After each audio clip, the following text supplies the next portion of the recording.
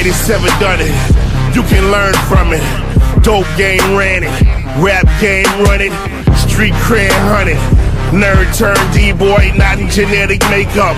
Baby, I'm a G-boy, hashtag street boy. Wrong one to fuck with. Cross me at your own risk, play to get back, you can trust this. I am far from average, to me it ain't no such thing. Me against the world, so fuck it, I let my nuts hang. I've been known to bust bang, kill it if the need be. I don't need an army when the smoke clears, he sees me. Rhyming at his finest, unlike those vaginas that claim that they the real deal, knowing I'm the highest. Top of the command chain, I am what the streets made, I am what the hood built. You are just a weak lame, homicidal maniac with suicidal tendencies. You're more like a punk band, I'm more like a pedigree of nigga you ain't seen yet, so y'all cannot describe me. I'm a freak of nature, don't shit here surprise me. Money over everything except the nigga's manhood. I am not a prostitute, you don't understand hood. Fuck a nigga getting his, unless he about to give me mine. Otherwise he prime beat, shocking when I up the 9 and hit it with it 7 times. Fuck you thought I'm civilized? Welcome to the jungle, fool, it's only right I punish you. Nigga with an attitude, feel like MC Ren felt. Quiet on the set, you funky bitch, you get your friends slipped. I give your game a black eye, blame it on the black guy. I be on some nigga shit, I'm niggerish, so that's why. Guess what my religion is? This is what the business is. Exposure for you garbage ass rappers, you can witness this. Came to bang your game up, pussies think they came up. Oh, you got a drop head, so now you think you famous? I hear it's dangerous, and we don't know your name, cuz we don't even give a fuck. Rappers get it fucked up. Security say you nah, this they side job. They don't want no conflict, they don't want no problems, nah.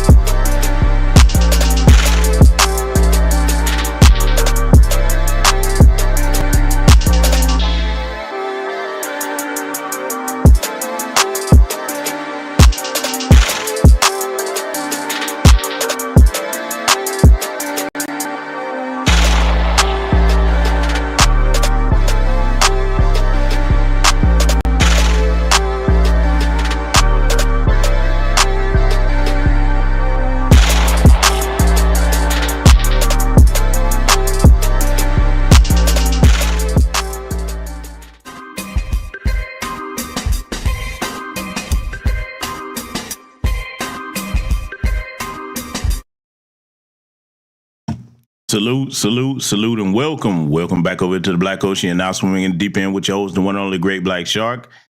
And yes, you see the thumbnail, you see the title, you see what you're looking at on the screen. Got to deal with some truth today. And so that you all understand what this broadcast is going to be about here tonight, my good brother, the Grinch, some of you may know, okay, good brother, and the Grinch, he did a response to one of my broadcasts, particularly the one about the angry man. Okay, so here's the thing. Anytime you put something out for the public, it is fair game to be critiqued, and that includes me also. Okay, so what we're going to do here tonight, we're going to review a couple of things that the brother had to say. Okay, going to clarify some things on my part, but particularly one of the issues that my good brother took contention with was the fact that I called the angry man a coon. Okay. Now, if any of you are familiar with his content, I don't even have to go back in the crates and dig up all his coonish moments. But what I'm going to do, as I always do on this channel, so this is a learning center. We're going to take the time to do some education over here tonight, as we always do. So we're going to get into a couple of things that are going to help educate some people on exactly what a coon is, okay? We got some education over here, all right? So just letting you know what tonight's broadcast is going to be about. Let me go ahead and greet everybody that I see join us. Let me scroll back up. I see Jafar Kazim, welcome, good brother. I see Amir L, welcome. Nightfall Drop, I see Only Pamela's Way. Patricia Jenkins, a goddess Navi. I see Devin Haley in the building. Let's see, Keep It P Podcast. Salute and welcome to everybody that'll be joining us here in attendance. We're going to go ahead and get started with this education over here. So this is not a roast. We just going to clarify some things, put some things on the table, deal with some truth. So with that said, we're going to go ahead and get started. If your criticism of the black community outweighs your contribution of the black community, then you are a coon. So these are signs that you might be dealing with a coon. You might be. I didn't say that you are, but you might be. Let's go after them. Number one, their use of language. When you're talking to a coon or someone who suffers from self-hatred, they always speak independently of their people. This is a black person you're talking to, but when they talk about other black people, they use words like they, them, or they say what black folks need to do is this or that, when they themselves are blacker than the ace of spades. So always look for the language, because in their language, they'll always separate themselves from their people. But the Honorable Elijah Muhammad said it like this. He said that no individual can ever rise above the condition of his or her people. And this includes the coon. Number two. Now, before we get to number two, and for those that don't know, this is the good brother, Derek Muhammad. You probably seen him on the good brother Philip Scott's The Advice Show channel when it was that African Diaspora News channel. But let's deal with number one. I and many others in New Black Media have told you that you're dealing with a coon. They always love to speak in the third person. They speak, as Brother Derek Muhammad said, as if they're not us. In other, a good example, I'm gonna name a name, Tommy Sotomayor. Okay, he'll be a good one. You niggas this, you remember that phrase? You niggas just at the third. While the point you may be making is truthful, you speaking as if what's going on does not affect you, particularly if it's anti-black racism. To see what a lot of coons think, they think they're gonna have a safe space. And hey, since I talk about my own people, you gonna leave me alone, just get them. So that's one quick point I wanted to make. We're gonna let Brother Derek Muhammad get on to number two. A coon-minded person believes that voting is the answer to everything. So if you go to them and say, excuse me, Mr. Coon, I got beat up by the police last night. I was racially profiled. They pulled me out of my car and they beat the hell out of me. He'll ask you a question like, let me ask you this. Did you go vote? And if you say no, he'll look at you and say, well, you don't have the right to complain. They believe that voting is the answer to everything. Now, I believe that voting is very important, but it is only one tool in a big toolbox that we could use to advance our cause and advance our agenda toward liberation. Voting is not the answer to everything, but they make it appear as if though it is the answer to everything when they themselves do not want to face hard problems and come up with creative solutions. Number 3. Before Brother Derek gets to number 3, we've seen that with these Democratic shields, okay, and the conservative shields, all right? They think that just voting just for the sake of voting is the answer to everything. And over here in New Black Media Spaces on the Black Grassroots, we teach you all to vote when there's tangibles in exchange for the vote. The vote is a business transaction. Anyone looking at voting outside of that parameter of a business transaction, you're engaging in the process all wrong. We don't tell people to never vote. We say your local election is what matters first and foremost. But on the federal level, there should be tangibles in exchange for your vote, okay? I've said it many times. If you wouldn't work for free, you shouldn't vote for free, okay? So he's very accurate with that point. We're going to let Brother Derek get on to number 3 here. Coon is always name dropping. When you talk to he or she, they always talk about how they rub elbows with the mayor and they sip tea with the senator and they hung out with the governor.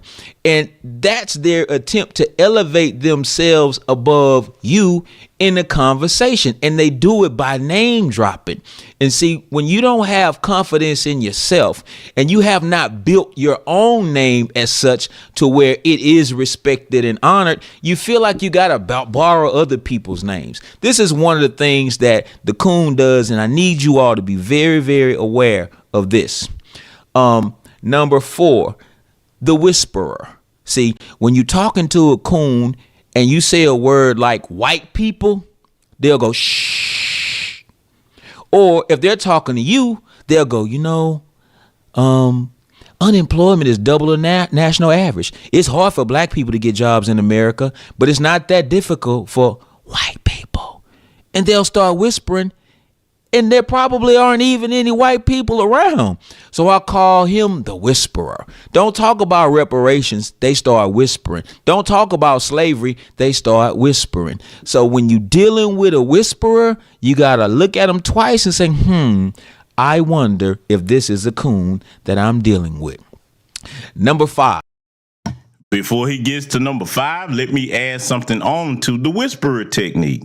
See, in these spaces online, there's also whisperers that will, anytime something comes up that affects black people, particularly Foundational Black American Freedmen, instead of whispering quietly, they deflect onto something else going on in black society. In other words, it's cowardice.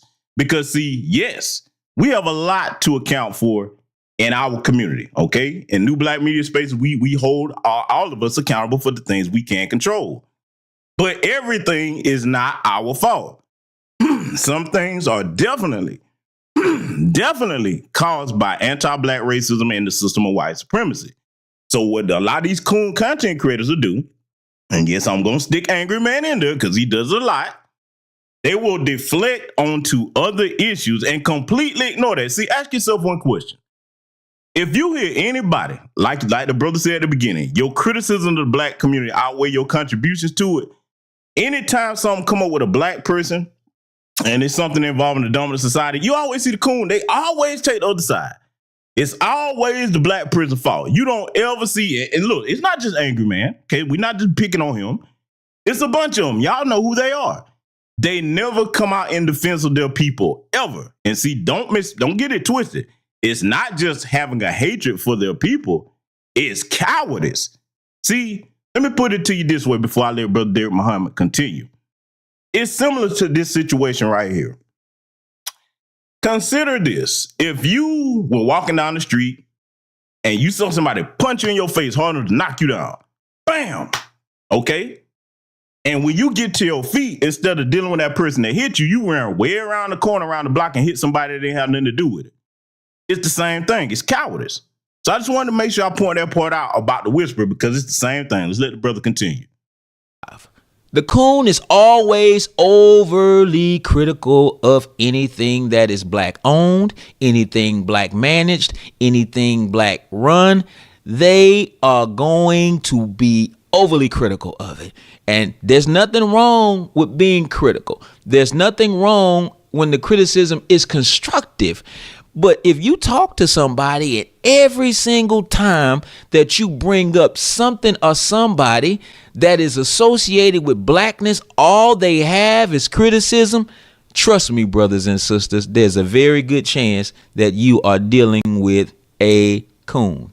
Now, salute to the good brother Torrin Rain in the building. Now, he made a very good point. If you mention white supremacy, they gonna come up there. What about that black on black crime, boy? Yeah. You know, we know we can't respect nobody, respect us. We don't respect each other. I mean, come on now. We know that's how they do it. And see, literally, you don't see any other group think like that. So that was a good point you made there, brother Torrin. Let brother Derek Muhammad get back to it. Next one is the professional apologist. Doesn't matter what a white person does. What's her name? Paula Deen? Yeah, Paula Deen had just as many black people defending her as she had black people who were offended by her using the N-word. I know that's a controversial subject for some of you all, but white people who make clearly racist statements, clearly racist overtures, and more importantly, execute clearly racist moves. The black apologists will always come up with a way to apologize for them. And they usually do it by making a comparative analysis of black people's behavior. For instance, if they say, well, Paula Deen used the N-word, yeah, but look how many times we use it in our own community. Well, yeah, I understand what you're saying, but you're comparing apples to oranges. I don't want to get into a debate over the N-word. Just watch out for that coon because he's always apologizing for the actions of white people and other racist individuals. Now, another good example of that would be think back to when Van Jones, the crime man Jones, let me make sure I get his name right. I apologize, Van. We know you the crime man. So Van the crime man Jones, okay? He need to go on the road and get him an R&B act together. I think he'll be good for that. Doing the old 90s style crime or R&B, man. Boy, Keith Sweater come out and have to defend the title then. But I digress. Listen, man. Van punk ass sitting up there apologizing to the Jewish community on behalf of black folks. I said it before and I'm going to say it again. You do not speak for us, Van Jones, or any other black apologists like that. Because, see, first and foremost, black people as a collective, we hadn't done nobody nothing in this country compared to what's been done to us. Okay? The actions of some dusty bastard or bastress, as I call them, okay, does not reflect on the entire collective of our society. And and look, those of us in New Black Media, we are going to fight tooth and nail to break that conditioning amongst us, where when some dusty bastard do something, all of our community got to take responsibility for it. Kanye was one person. He don't represent all black people, okay? There was a lot of coons riding for him, but the average black person ain't riding with that stuff he said, okay? Now, flip it around, Van Jones and others, where the hell are their apologies towards us? You got their rabbis documented calling us all types of things. See, this is why over here in these spaces, the intelligent New Black Media spaces, we don't separate white folks into different categories and groups by religion. Because at the end of the day, let it be them against us, they all get on code across the board. See, but you got a lot of people that don't understand that. That's cool. A lot of folks gonna get that before this lesson's over here tonight. Let's let Brother Derek continue. The next one is this, the reverse race card. The coon always uses the reverse race card. He always tries to find a way to place the burden of racism on black people versus white people. Now, you have to look at the definition of the word racist. Racism is prejudice plus power. In other words, in order for you to truly be a racist, you have to have the power to oppress the people that you believe are less than you are. And as a people, we don't even have that power. And so we can't be racist. So they use words like black supremacy. You got to stop teaching black supremacy. Nobody teaches black supremacy in America. What we're trying to do is we're trying to undo the teaching of black inferiority. So I don't want to go too far along those lines, but watch out for them because they're always claiming the reverse race card when they're trying to defend those that they're trying to defend. Now, I'm glad Brother Derek put that in there because, see, I got to go here with it, and the truth will bear me witness. Angry Man and others in that space do that a lot. They think in the small-minded terms of racism being just calling somebody a name. As he said, and as we've been teaching for years, racism is prejudice plus power. Not because we say so, because you can look into the real world and see with your own eyes, unless you choose not to, that's the case. I don't care how many names a black person calls a white person or anybody. That does not give us the power to make sure they're not hired on jobs, kick their kids out of good schools, deprive their communities of resources, mass incarcerate them, and make sure that they're, all the types of injustice that we suffer. We can't inflict that on nobody else systematically. But hear other people tell it, we can. That go to show you their intelligence level. Let's let Brother Derek continue. Now, last two. The coon always wholeheartedly believes that the white man's ice is colder. That means you can have a white-owned Starbucks on one corner and you can have a black-owned coffee shop on the other one. He will always go this way. I don't care. Listen, the black-owned coffee shop could be open 24/7, and the white-owned coffee shop may be open at 9 o'clock. If he wants a cup of coffee at 8:30, he gonna stand over here for 30 minutes and wait until this one opens. Why? Because his mind is programmed to believe that their ice is colder. In this particular instance, their coffee is hotter and tastes better. And the last trait that you have to look for is the coon always believes that he or she can buy respect and honor. And that's because the coon has a price.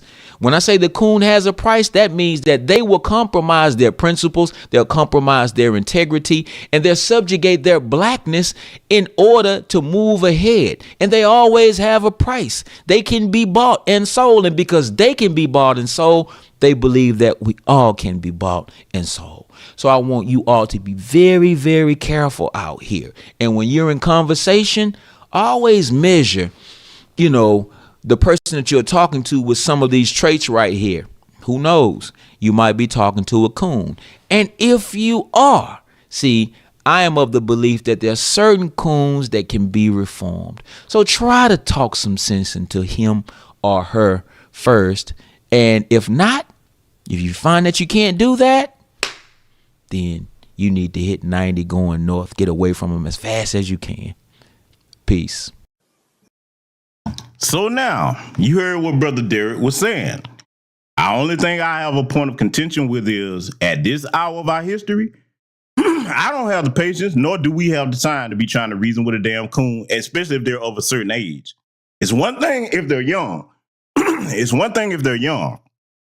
You can try to educate a young person because they have yet to learn, okay? So I will take time to educate them, but even that only goes so far at this hour of our history, okay? We don't have time to be playing with people that should know right from wrong as far as cooning is concerned, okay?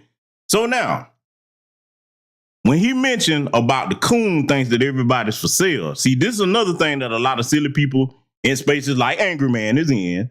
They think that if you get a certain amount of money, that's going to solve the problem of you dealing with anti-black racism or white supremacy. How many times have we seen wealthy people that thought the same thing, whether it's Bill Cosby, whoever you want to name, they thought that, and they found out the hard way that they were wrong. It's not a class issue. It's a damn race issue.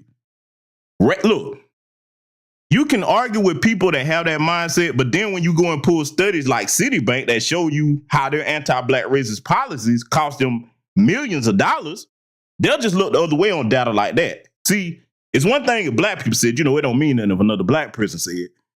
But when you show them the white people that come out and say, hey, systematic racism is causing us an issue, particularly towards black people. See, a true patriot in this country, if they actually did an analysis on how much money anti-black racism, white supremacy practice towards anybody cost this country, they would immediately stop that because it's a bad business practice. Denying black people loan to have good credit. Okay, we see that often. That's one thing that was mentioned in that Citibank report, by the way. Okay, and then, you know, practicing favoritism, hiring other folks that when a black person you could qualify, you're not gonna hire them just because they black. Okay, you know how much money that costs you? See, as a smart business person, all money spent the same. Okay, in fact, only the corporations, when they're about to lose money because of racism, will they cut ties with a racist. But if don't nobody say nothing, they won't either.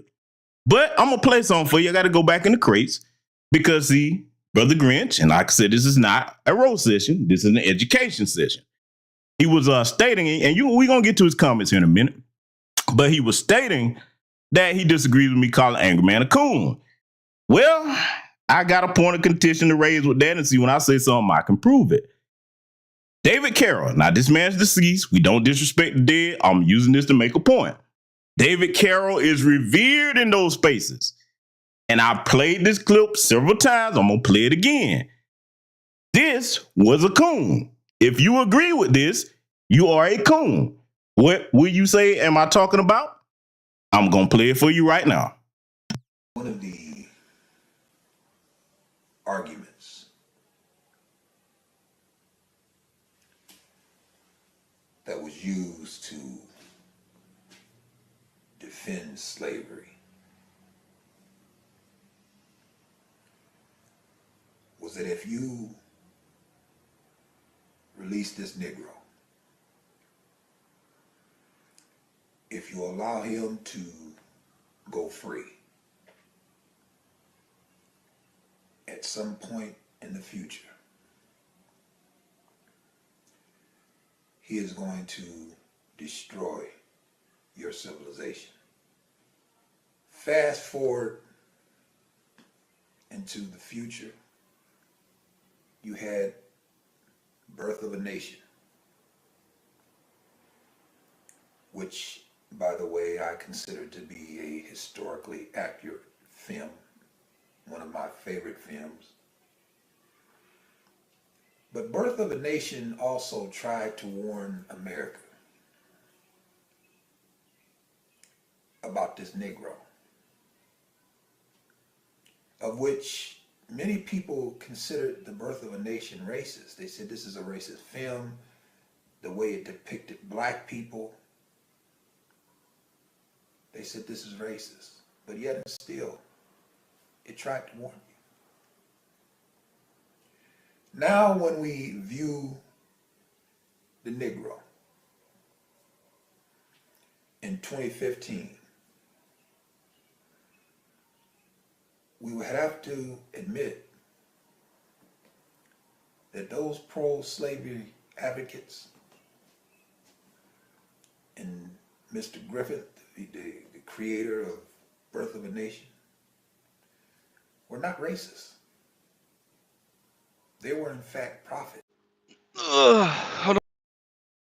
All right, so you heard David Carroll, and he was stating how he thought Birth of a Nation by D.W. Griffith was such a great, historically accurate film talking about our people. Now, if you haven't seen that, in case you're a young person, it's basically a film that was depicting us being hunted and tortured by the Ku Klux Klan. How you gonna tell me that that's not a coon if you saying that, or anybody that's agreeing with his ideology towards black people? Okay, and Angry Man has praised that man several times, but we're gonna get into what the response my brother Grinch had to say here. We're gonna break a couple things down and clear a couple things up. I'm gonna play our brother's response here, and again, this isn't roasting or anything like this. We just gonna clear some things up and make our stance in new black media spaces very clear, and I'm gonna make my own stance very clear. Let's let the brother speak here. I don't have much time because I am in the middle of getting this money. But man, I just want to get it out while I got it on my mind. And I think this is, and I'll tell you straight up, I was listening to Great Black Shark, right? Shout out to the brother. You know, he's on the pro-black type of time. You know, just like many of the brothers here. Shout out to Valdez. You know, he's on this Beano Nation shit. But we got to start like this is my problem. For some clarification, because some of you over here may not know what he meant when he said Beano Nation.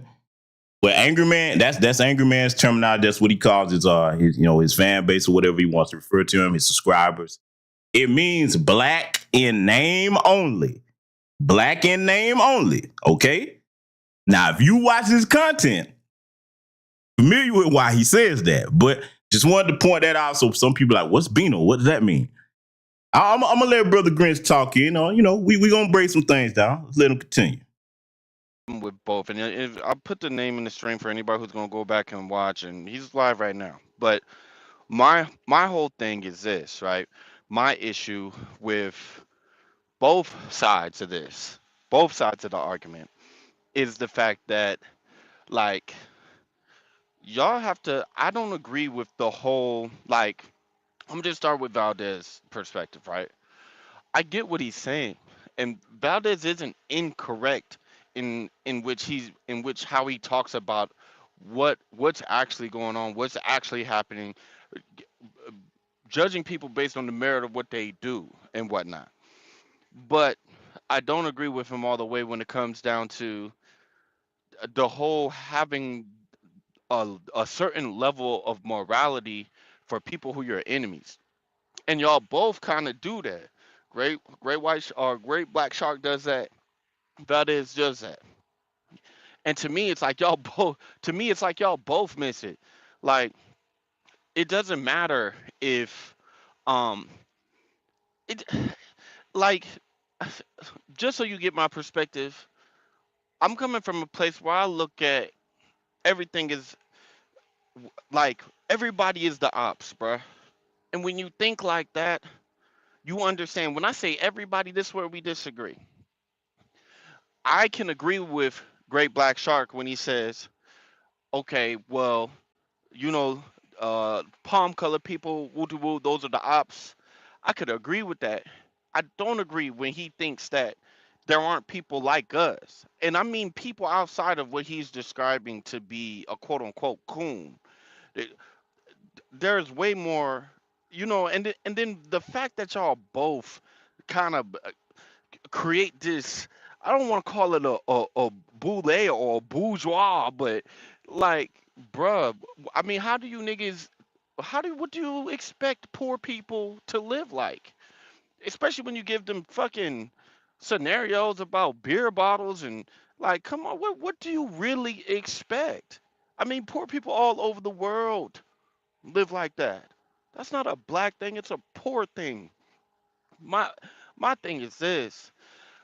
I don't agree with Valdez on the fact that we shouldn't be operating in a way where walking on eggshells or trying to appease the greater society by being model citizens. Like this is our strength here. I don't think motherfuckers really look at this shit for what it is. This is guerrilla warfare, bro.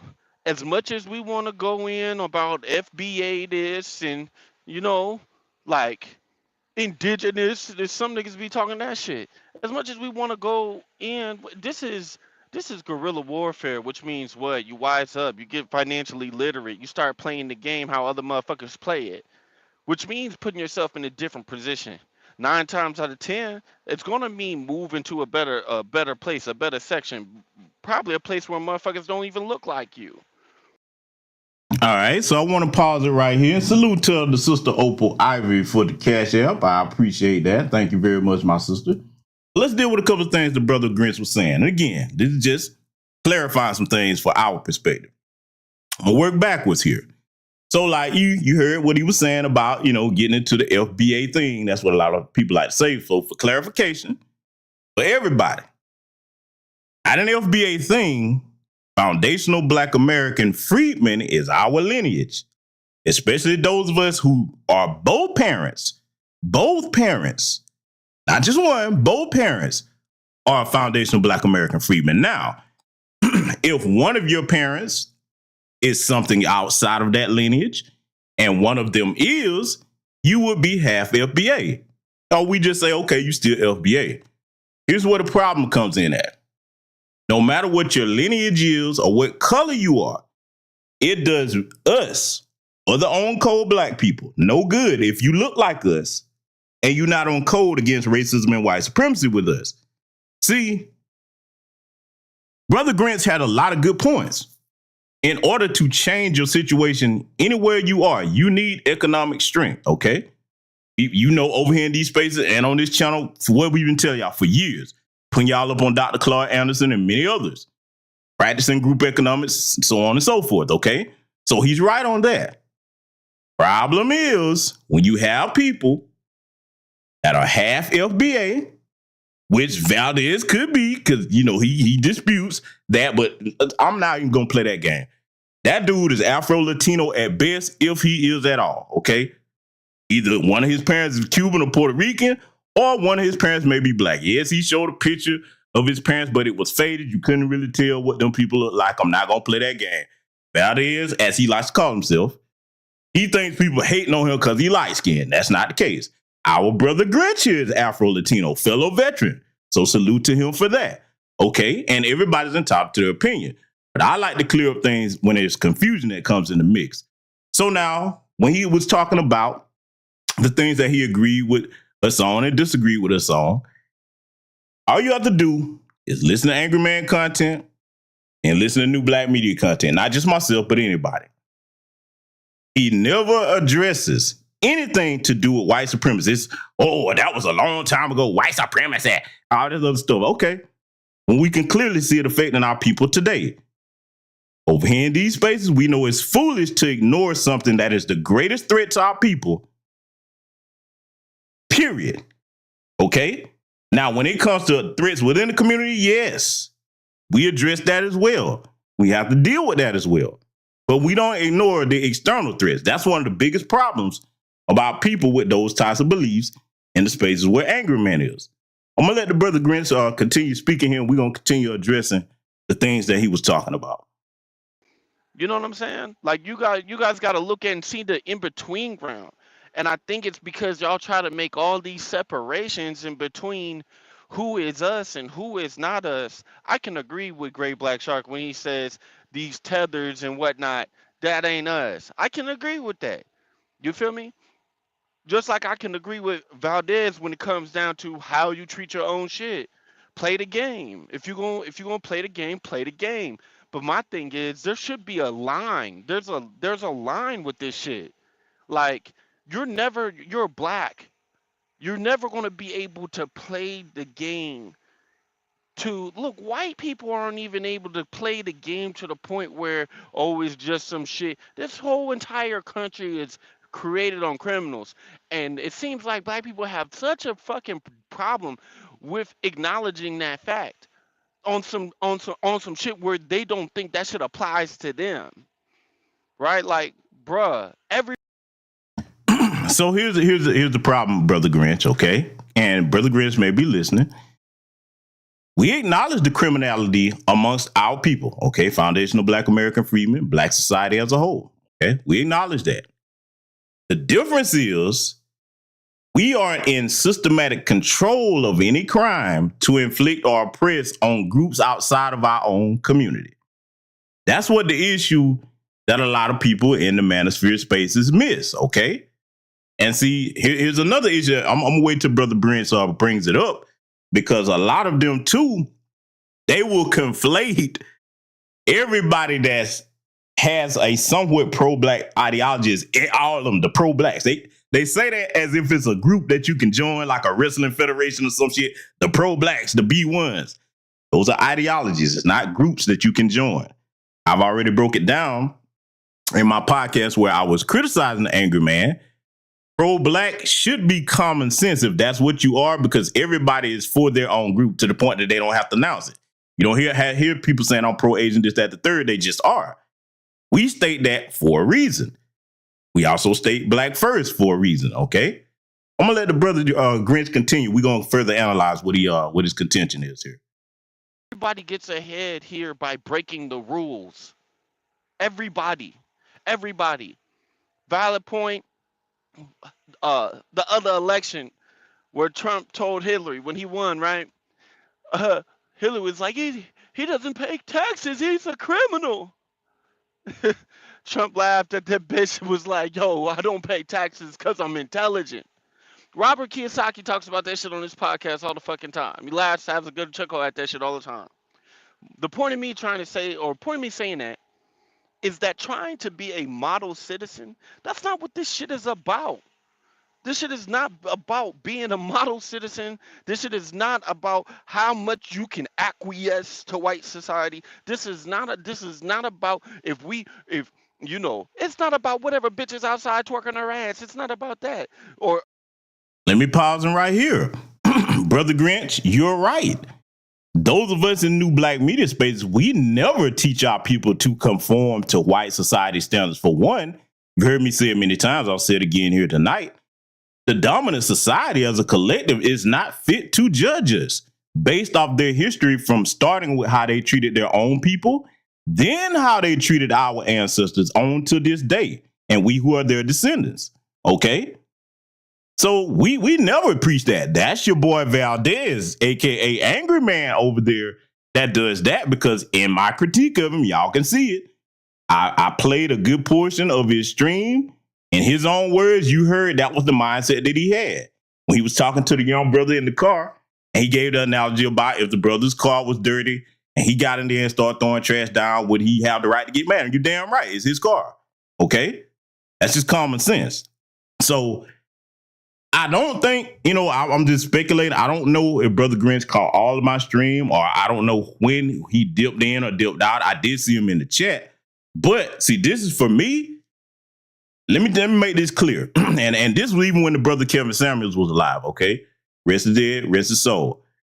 If I had a critique of Kevin Samuels or anybody, the difference between me and everybody can verify this by looking at the content on my channel. Before I make a criticism of it, I view the whole thing front to back. That way, if I do pick a particular portion of it to address, I will have had the complete context of what they were talking about. And I try to never take their words out of context, okay? So, I don't know. The brother have to let me know if he caught the whole thing or not, but I'm going to let him continue, and we're going to further critique his critique of what I was saying in that stream. Let's let him continue. Or about creating a separation between, look, it is what it is. Nothing is separated, which I do agree with Valdez on. We're all, look, BGS says it all the time. We're looked at as, we are separated by race in this country, and further by a great wealth gap. So see, that's another misnomer a lot of those brothers tend to have. Yes, we are. Show me, I'll put it to you like this. Show me where we're unified with them at, okay? Other groups outside of Black society, where we're unified at. The only places that you can point to where we're unified at is when they're oppressing us. That's fine when we're unified then. But if we say, hey, no, we don't want to have anti-black racism inflicted upon us, then it's a problem. Let them continue. one big nigga. You know what I'm saying? That's why I always say the shit I say. See, y'all doing the most. I'm talking when I speak on shit like this, I'm speaking from a place of pragmatism, which I know Valdez is doing. I mean, I don't know. I didn't see that whole stream, but he's tiptoeing on that morality bullshit in that stream. But for the most part, when you hear what the nigga talking about, it don't make the nigga a coon because he's pragmatic about his own progression, or because. Here's where I disagree with you, Brother Grinch. If any black person, not just Angry Man, if any black person is so pragmatic in their own progression to the point that it's detrimental to black society, whether it's their commentary or their actions, yes, that is a coon. That is the very definition of a coon. You can be pragmatic without buck dancing and cooning for them folks. If I were to sit here and go through all the examples of that man cooning over there, come on, man. And look, here's my thing. And I'm not just saying this to Angry Man. I'm saying this to anybody. If you gonna be a coon, stand up on it. Just claim it, own it. Because there's no way. Let me go here with, let me make this clear. Because see, you saw a lot of this in some of the Black Manosphere space. I can't say all, because you got people over there like my brother LAR, furthest thing from a coon ever. If y'all haven't subscribed to LAR movement, you need to go over there and do it. Brother got excellent content. But I'll give you an example. When the brother George Floyd died, you had a lot of them talking about, oh, he was a criminal. He died for fentanyl. That's cooning. They was saying the same thing. Breonna said, oh, she shouldn't have dated Thor. She wouldn't have got shot. That's cooning. Can't get no more coon than that. But hey, I'm going to let the brother Grinch get back to it. We're going to continue analyzing this. Because he realizes certain things about our community. And just because, Great Black Shark, just because it's a small percentage of us, right, or small sector of the criminality or whatnot, right? And I agree with you on all your stats. I do. But the way that we don't look at things in a way to where we could turn it into a tool. Some of your most revolutionary motherfuckers come from gang culture. Their mindset, their militancy, it comes from gang culture. Being on some completely fuck them niggas over there shit, why the fuck would you why would you neuter your tribe by taking the niggas who's built like that away? And I know y'all niggas, I heard every old nigga say this shit. They be like, oh, but y'all, when y'all niggas get in the pen, nigga, and when you all do that, when y'all niggas say, y'all niggas little, bruh.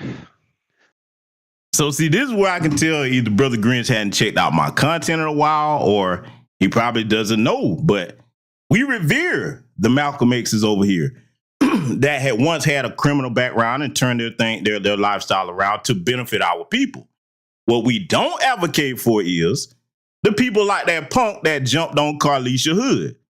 That bastard is no good to our community. Hence why I don't miss his ass. He got put where he wanted to go. We make distinctions over here, Brother Grinch. Let him continue. That's neither here nor there for this shit, bruh. When you talking about, look, if a motherfucker get to the pen, man, that's you feel me? That's a soldier loss. That's all. That's just what that is. I'm talking about using these motherfuckers for a greater good, organizing for a greater good. Everybody's not gonna be a fucking scientist or a motherfucking preacher or a pastor. You feel me? Everybody's not gonna be on that. You need, and all of us are valuable. All of us are valuable. All of us are valuable if we're on code. We have many brothers and sisters over here from different walks of life that are contributors on the Black grassroots. All of them don't come from a squeaky clean background, but the key thing is now they're on code. That's the difference, Brother Grinch. And when we discount, especially like how Valdez did that that shit was funny though. You raised a gangster, I'm a survivor. Hey, look, man, I'm not trying to laugh at nobody else shit, but this is the other shit that y'all niggas gotta stop doing. Y'all don't know what the fuck that shit was about, man. Y'all don't know what the fuck that shit was about, man.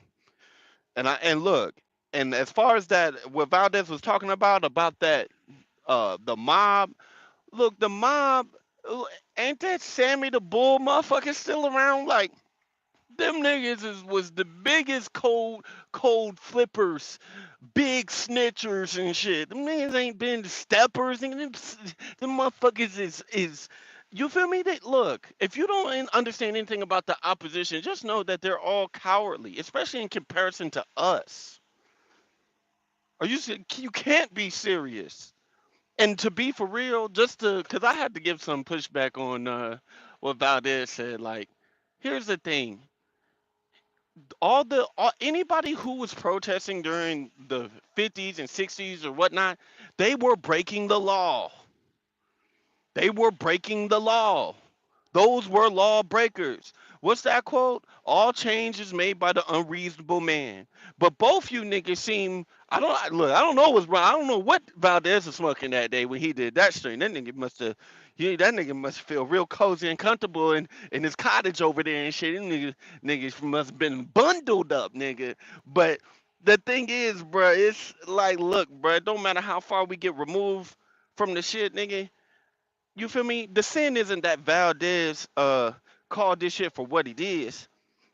You right? Just like how Great Black Sharks, his sin isn't the fact that he he uh he gives the benefit of the doubt to his own first, because I do believe that's the proper way to exercise morality, and you should never have morality for motherfuckers who don't have none for you, right? But it's the middle ground where y'all have to understand, and Great Black Shark, you keep talking about how if shit hits the fan, you know, then just remember this nigga da da da da. Bro, when shit hits the fan, you gonna want them motherfucking knuckle dragging, super skinny. You feel me? Let me pause it right there because I want to clarify what he said when I said when shit hit the fan in the stream where I was critiquing Angry Man. I told him, not just Angry Man, but all the other coons, when shit hit the fan, you stay over there with them folks that you cooning for. See, Brother Grinch and everybody, this is something I want everybody to listen to loud and clear. Because if you over in New Black Media Space, y'all already know what I'm about to say. There's no middle ground when it comes to opposing racism and white supremacy. You either over here on my side against it, or you over there on them folks' side trying to help prop it up. Pick a side. That's for everybody. Because look, here's the thing. What I love about this hour of our history that we're in currently, you don't have the option to choose and pick allegiance no more. Things in society are forcing people to pick a side now. Okay? The coons gonna throw their lots in with Mouse and them. We gonna throw our lot in trying to dismantle the system of white supremacy.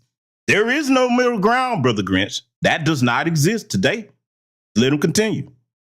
Dick-toting motherfuckers, you're gonna want some of those to recognize you as family.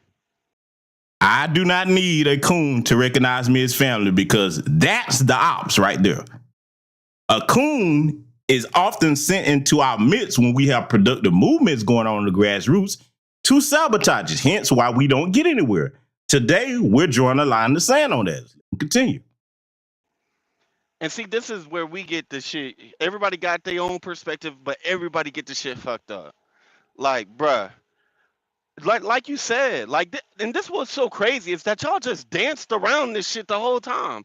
Like, bruh, the fact that you could recognize, Great Black Shark, that you could recognize that, okay, I'm putting my people first and my folks first, right? And the fact that Valdez could come through and say, well, we need to make sure that we got our shit together. But beyond that, both y'all shit just got fucked up. But the fact that y'all could admit that, like, y'all understand what the problem is. It's just that I don't believe you're pragmatic enough about the solution. I don't think the solution is being on some virtue signaling morality shit with the ops. I don't think that's the solution. Just like I don't. Now, when have I ever virtue signaled to anybody? Being pro-black or black first and being on code is not virtue signaling. See, Brother Grinch, this is one of the things that we have to clear up when it comes to the difference between New Black Media and black grassroots spaces. There's a lot of manosphere spaces and guys that think like Angry Man. This is life or death for us. Being on code is life or death for us. It's not about pragmatism or an opinion or any. No, we're not playing with that. Especially those of us who are full-blooded foundational Black American freedmen. See, this is one of the problems that we have, and I'm not saying directly to Brother Grinch, but people that have dual allegiances. We've talked about this often. They'll come from one culture, and then they'll have our culture, and it's a conflict. They're going back and forth, okay? Particularly our biracial brothers and sisters. Now, I'm not going to say all of them because I know some on-code biracial people. But that's often a struggle they have, especially if one of the parents is white.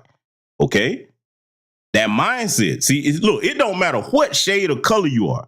What we care about is, are you black first? What's that mindset like? Are you on code with your people against these white supremacists? And are you on code with us against dusty Negroes and Negresses in the community? That's all we care about. Because in order for us to be in an empowered state, make no mistake, we have to deal with both the white supremacists and the coons amongst us, okay? And coon would be people harming our own people in whatever way, shape, form, or fashion. So I just want to make my part clear on that. Let's let the brother continue. I think the solution is to demonize brothers for calling it like they see it when it is exactly what they said it was. It's on the job of black leadership to figure out a way to weaponize this shit in a useful manner instead of having it deteriorate ourselves and our community. The code is the leader over here. We don't have black leaders over here. See, when you're on the black grassroots and you connected to this work online and offline, all of us know that. You don't hear Brother Jason Black, Tariq Nasheed, Professor Black Truth, Philip Scott, Torian Rain, myself, any Afro Elite. We don't call ourselves leaders. The code is the leader. And by now, if people don't know what the code is, then you lost in the sauce. We can direct you to where you can learn to get on code, but it should be self-explanatory. Doing what's in the best interest to empower and protect your people first. That's all being on code is. That's it. In everything that you do. Anybody that's on the opposite side of that, I can't roll with them. Just let the brother continue.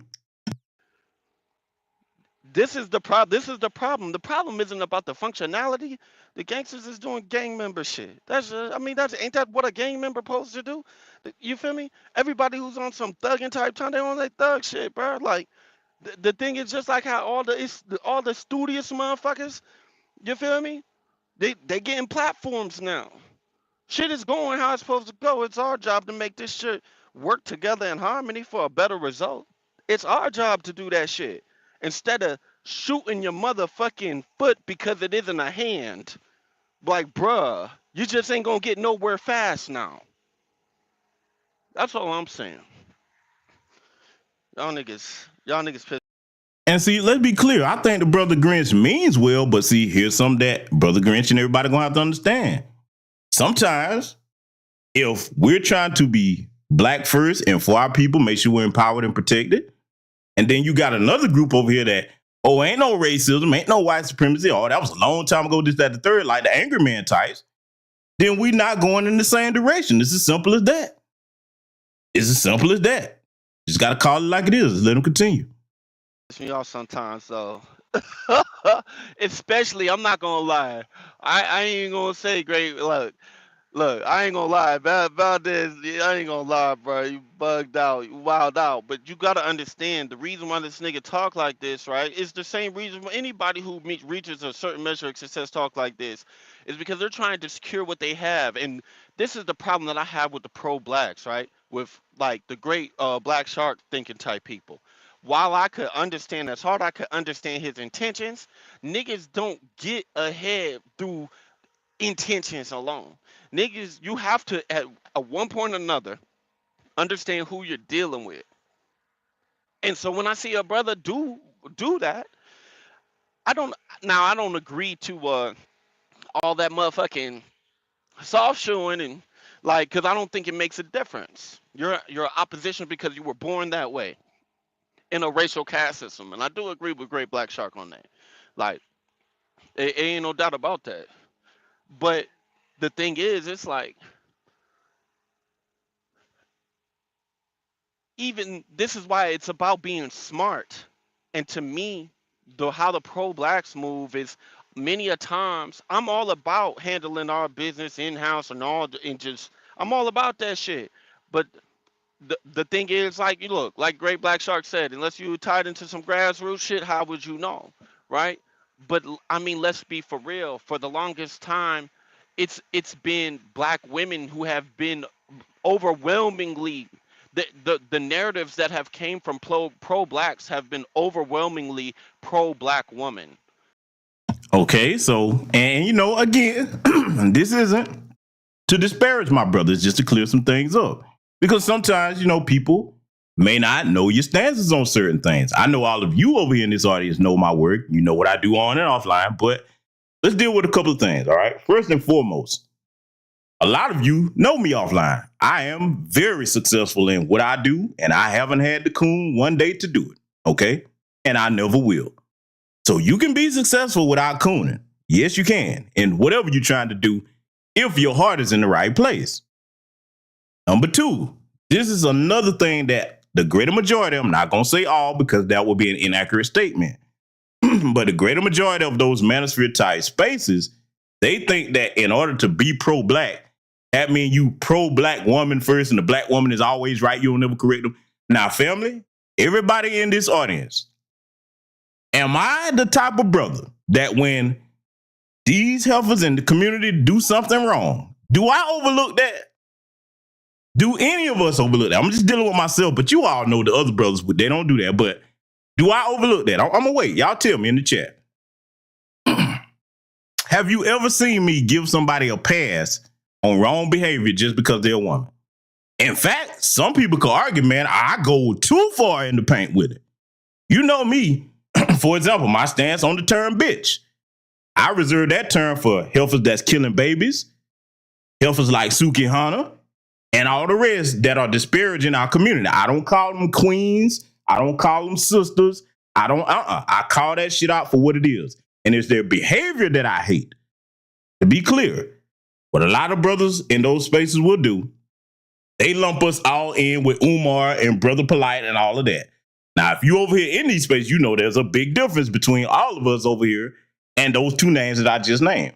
But I want y'all to finish listening to our brother, because again, this is a fair critique. I appreciate the brother for doing it, but I just want to take some time to clarify some things on my end. Let's let him continue.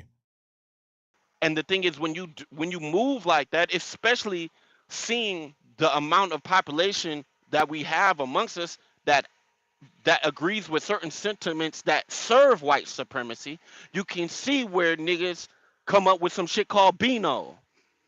You can see where niggas do some shit like that. It's because the pro-blacks dropped the ball when it came down to representation. Y'all heard what Dr. Umar said not too long ago. He was on a podcast trying to blame some brothers about the selection choices of women. Did I or did I not do a 2-part broadcast tearing Umar ass a new one? Right here, still up on this channel. Both of them have well over 1,000 views. Did I or did I not go pillar the post on the things that Umar got right and the things that he got wrong, particularly that issue where he was trying to blame brothers for the choices of single mothers in particular? Now, that's up on my channel. Anybody can go up and review that, Brother Grinch. Maybe you missed that. Especially the second part of my critique on Umar when he was on, what was that show? I'm trying to remember the brother's podcast name. Yeah, the Daily Wrap-Up Crew. Look at the second part of that, Grinch, and you tell me where I went easy on Umar. Because we going to get on Umar here tonight, too, to go further clarify my position and most of our position over here in these spaces. But I'm going to speak for myself tonight. So, Brother Grinch, maybe you missed that part, but hey, let's let the brother continue. Like, bruh. Matter of fact, it's funny because that same shit you talking about, Great Black Shark, that whole utopian society shit, that's literally the shit that nigga was talking about to them brothers. When have I ever been talking about a utopian society? Brother Grinch, I'm saying this to you and anybody else that may be confused. Being on code has nothing to do with a utopian society. My stance is opposing racism and white supremacy, making sure our people are empowered and protected. My stance is cleaning up the community from within, and we have dusty niggas doing things that are a detriment to our community. That's my stance. Never once have I promoted anything about a utopian society.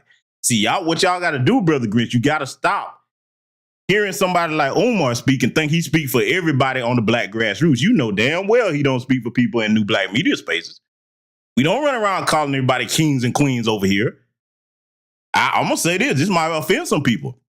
There's really not a lot of distance between Umar Johnson, as intelligent as he is in some matters of children's education. Got to give him credit for that. But there's not much difference between him and Derrick Jackson with a lot of his rhetoric where he doesn't hold both genders equally accountable for things. That does not help people. I've broken that down. So I just want to clarify that. Brother Grinch, y'all got to stop doing that. This whole idea of the pro-blacks, like all of us are just one big amalgamous ball. If you look at Jason Black's content, Tariq's, mine, Torian Rain, we are very different from the queen mother this, queen mother that. We don't talk like that. Name one time when you've heard any of us speak that way. We don't sugarcoat issues on either side of the equation, the men or the women. So that's something we got to get separated, because I see a lot of content creators do that when it comes to addressing us. But let's let the good brother continue. We're going to get it cleared up tonight. Talking about we should make it to where there's no a bad black man. Let's talk. Let's get real, bruh. And this is what I'm saying. And this is why you can't just throw Valdez in the coon box. It's because I can throw him in the coon box, and I ain't even got to dig in the crates. One statement. Y'all can go look on his channel. He said this. Angry Man said the Proud Boys ain't even a racist group. See, Grinch, pay attention. Enrique Torrio, Afro-Latino. Gavin McGinnis appointed him to be the public face of the Proud Boys, even though Gavin McGinnis still runs that organization. Angry Man thinks because an Afro-Latino or somebody of darker skin complexion is in the Proud Boys that they're not a racist group. That can be easily debunked. White supremacists come in tan skin. That's been one of the big problems that we've been talking about here, especially with these anti-black immigrants flooding us from all over the parts of different borders. Thanks, Joe Biden, for that. That statement right there not only makes him a coon, but it makes him ignorant. There's a difference between being ignorant and stupid when it comes to Angry Man. Maybe he hasn't done his research into what they do and what their ideology towards black people is, but the Proud Boys are definitely an anti-black racist group. They've taken black people's lives. Yes, they're white supremacists. Let Brother Grinch continue. Valdez is saying what many a pro-black refuse to do. You can't throw him in the coon box.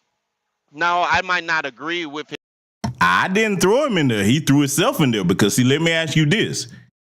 Where are his contributions that match his criticism of the black community, like we stated earlier in the broadcast? We can all point out what's wrong in our community. What are we doing to fix it? People know what I do in my community. What is he doing his? Just asking an honest, good faith question. Other question I want to ask, what is he doing to oppose racism and white supremacy directly? Not indirectly, directly. Where's his content defending the sisters like Breonna Taylor, murdered in her own home? Botham Jean, when he was killed by Amber Geiger. We also his stance on George Floyd. Okay. Where's his content defending the community that he claims to be a part of? Because he cosplaying as a black person. I'm not buying that. That man is not one of us, but I'll go with it. Y'all say so. He loved hip hop. And see, that's been the case with a lot of people, particularly the Afro-Latino community. Yeah, they love hip hop music and all the entertainment. Oh, you love that. But when it's time to stand up for black people, you don't hear none of them doing that. That's my problem with Eminem. He wants to be a rapper, but how many black issues do Eminem speak up for us on? See, these people that want to latch on to our culture and cosplay as it, they love the entertainment, but they don't want to defend or help black people. I'm going to call that out every time I see it. Let the brother continue. His tactics, as far as when it comes to morality, I mean, it sounds like he's trying to play fair, and everybody knows the opposition don't. So why should we? But the thing is, you know what? That's better than being outright disingenuous, like a Dr. Umar Johnson. Like, bro, you ever notice that pro-blacks have this way of, like, basically peddling the motherfucking preaching by dancing all the way around? They be coming up with the fanciest ways not to address the problem for what it is. We done had 50 years of niggas ain't shit, yo. We done had 50 years of that, and shit has gotten worse and worse and worse and worse and worse. You know the only thing that ain't been addressed? Much of the shit that Valdez talks about. That's what ain't been addressed. So that, you feel me? Coon that's a strong word. But I can say this, and I can agree with what you said in your stream. I do agree. I do see what you're saying. But understand this. For such a long time, the pendulum swung in one direction and one direction only. It was only a matter of time before that shit came back crashing the other way. And that's what we're dealing with. Actually, let's make some distinctions, Brother Grinch. In new black media spaces, we hold black men and black women accountable for our actions because we know we need each other. Because at the end of the day, all these little different groups talking about SYSBM and all this other stuff, get you any other woman except for the black woman and all this other stuff. Hey, y'all free and clear to do that for those that believe in that. But at the end of the day, nobody's going to understand me like a black woman, and nobody's going to understand a black woman like a foundational Black American Freedmen man. That's just the bottom line. Because see, when you look at anti-black racism and white supremacy outside of us, every other group operates as a team with their own people against us.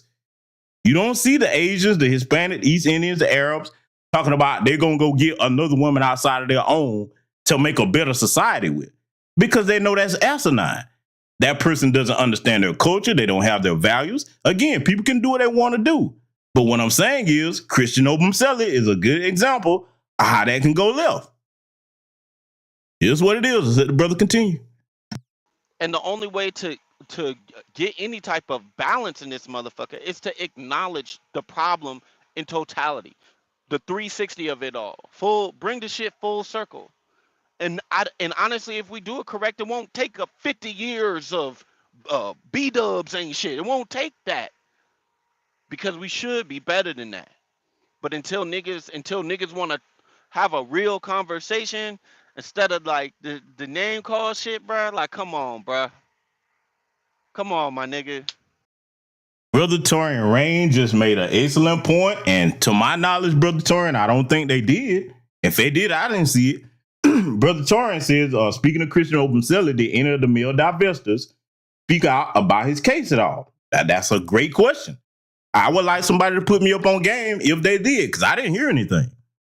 They were dead silent about that. Anytime it go left, they'd be dead silent. See, when we address problems about black women over here, we don't just stay riding down on it for months and months at a time, because we know our problems are bi-directional in the community. I've given this analogy many times. If you have a car with 4 flat tires and you only fix 2 on one side, you still have a problem. Black men and black women in these spaces, in new black media, on the black grassroots offline, we get what we get done together. We have our issues, but we work it out as a family. We don't have one side trying to be better than the other or gaslight the other, because we know at this hour of our history is foolish. We have one common denominator enemy, white supremacy, and outside of that, we got against that. See, we can't afford to play them goofy gender war games. That doesn't mean ignore anybody's behavior.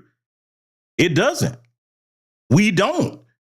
What we do as men over here, and I want everybody to listen closely to this, what the men do over here, we like, yeah, okay, we see them women over there acting out of line. This is what we going to do as men to correct the problem, and either they going to get on cold or we don't deal with them. And same for the sisters over here, because I see the sisters, salute to all of y'all that check these hard-headed healthers like Suki Hunter out here. See, we got women over here that are worthy of the title black woman, just as there are men that are worthy of the title black man. Those are earned honorable titles. But see, you wouldn't see that if you only in spaces where people just get together in a He-Man Woman Haters Club. The women. Let me tell y'all something right now. I don't have but so much time in the day.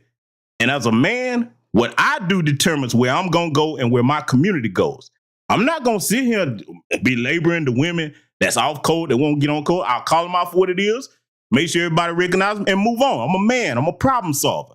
I don't have time to sit up and whine about things. That's not how I was raised. I just want to make that point clear, though. Let's let the brother continue. What up? I see y'all. What up, Fast Attack, Toya, Lucy, Remedy, Black Pearl, Eba? What's going on, bro? But look, I'm busy right now. But I hope I covered it all, because I'm trying to think of what else was said. But as far as like, remember this nigga, da da da. Remember he said he was over there on that side, da da da. Like, yes, I'm gonna say it again. For every coon, any coon that will sit their asses up there and make excuses for George Floyd being killed, for Breonna Taylor being killed, every time I look up, it's an excuse, and you defending the people that harm us. You goddamn right, they over there on the other side. This is our lives we playing with. And we're not going to play no games about that. This is our lives we're dealing with.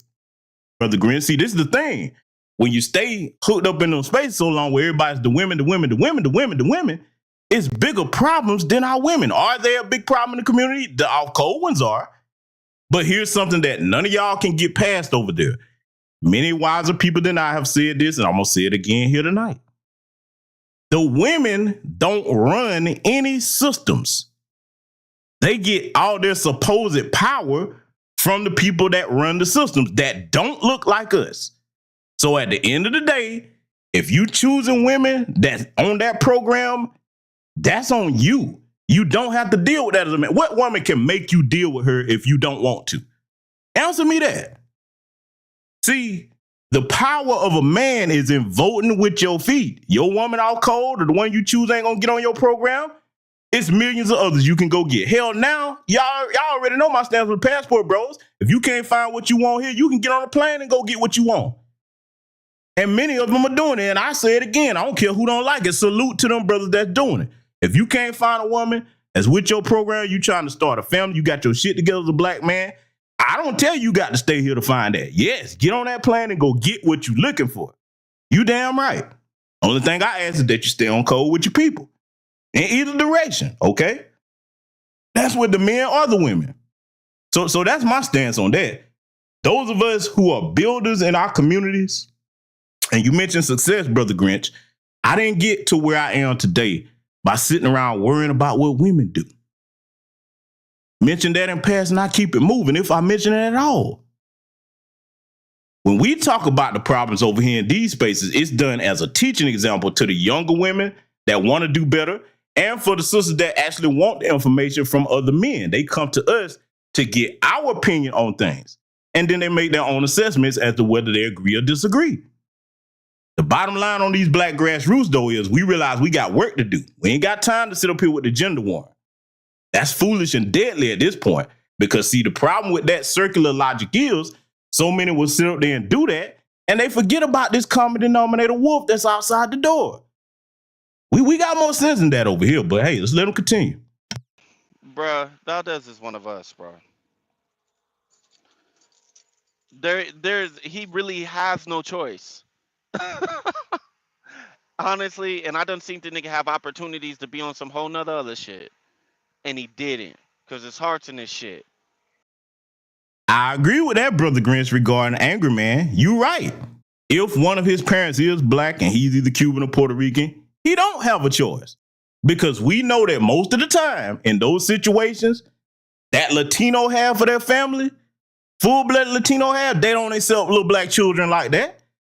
So if that's his situation, and I'm saying if, because I honestly believe the brother is either Cuban, Puerto Rican, and look, you can't help how you're born. My issue is the cooning, okay? But you would be definitely right if that's his situation. Because, see, I'll bring up Doja Cat again. One of her parents is white, the other is African. You see, she hate the shit out of herself and her own people because in their mind, the people like, they be like, damn it, I was almost white if it wasn't for this damn black parent. And all you got to do is listen to Angry Man with the way he talk with a lot of stuff. See, you can be passionate about the issues that he's talking about. You can address and critique issues in a stern way. I do that myself. But there's a difference between whether it's coming from a place of love or a place of you hate your own people. Big difference. And again, that's a very intelligent man. Now, anybody that disagree with that, I tell you quickly, nah, Valdez is very intelligent. Yes, he is. You got a lot of intelligent coons. But see, I'm going to call it out when I see it. I'm not a fanboy of anybody, okay? Look, there's brothers and sisters in new black media that I don't agree with on everything. You're not supposed to agree with everybody on every single thing. But the one common denominator issue that you see us all agree with over here is opposing this racism and white supremacy. Tell you what, Brother Grinch, you think Angry Man is not a coon? Have a conversation with him about reparations if you hadn't already. Because see, if the stance is any other thing, then yes, we deserve it. That's indicative of somebody outside of our lineage that know they wouldn't be eligible for it. See, I'm just gonna call it for what it is. And even if you was outside our lineage and you weren't eligible to get it, from knowing the history of what was done to our people, how would you not be for us getting that? Yeah, I got to go there with, but hey, let's let the brother finish up here. because we all the same. Honestly, it's just that we got different methods of going about shit. But y'all pro-blacks, I'm getting real tired of y'all using that coon word, man. You're going to have to be tired of that, because if I see a coon, I'm going to call the coon out. If you got a black mask around your eyes and a fuzzy gray and white stripe, I'm going to call you a coon. I'm going to call you what you are. It ain't me that's doing it. See, let's be clear, Brother Grinch and everybody. Us saying it don't make them coons. It's their behavior, thought, speech, and action that makes them coons. They place themselves in that box. You come out here talking about ain't no racism, no white supremacy, and you taking the other side, defending people. George Floyd was a criminal. Breonna Taylor was a criminal. Okay, fine. Use a coon if you have that stance. So, hey, I'm tough titty New York City. I'm going to call it what it is over here. And even though I could, like I said, I actually agree with you. But the whole labeling somebody a coon when it has primarily been pro-blacks who've been pussyfooting with what really needed to be pushed. As far as motherfuckers, like these motherfuckers just started saying something.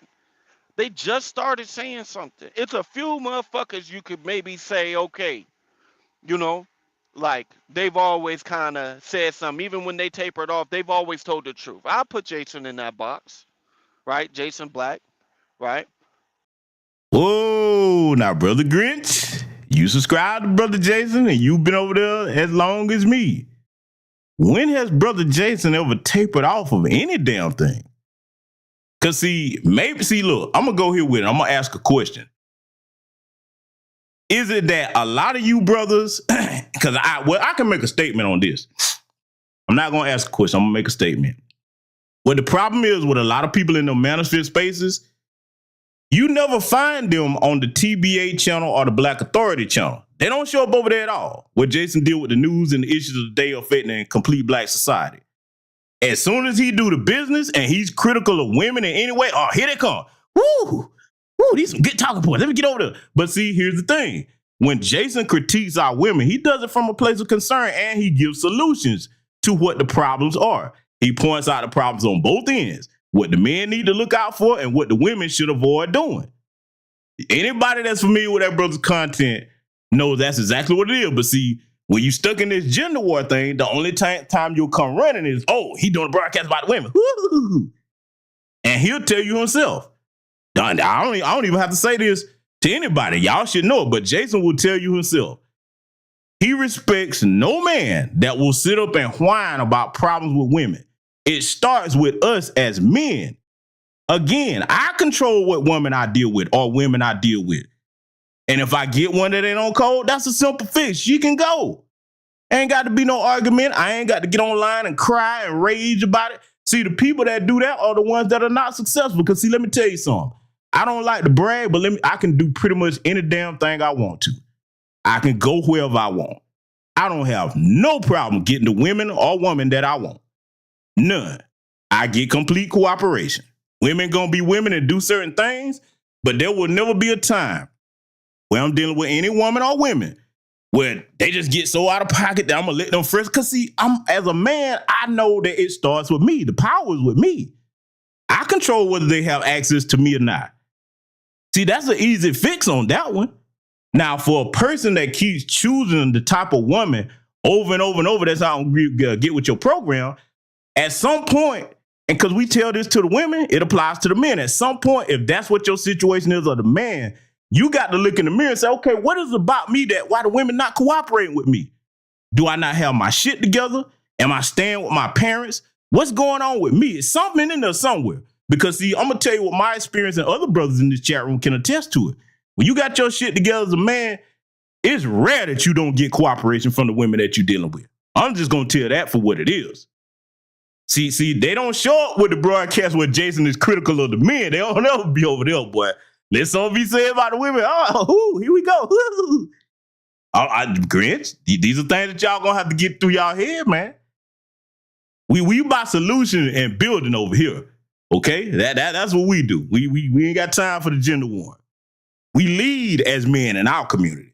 And a part of that is coming up with solutions to problems and moving forward. Not staying stuck in quicksand whining about women. That's just not what we do. Let's let them continue.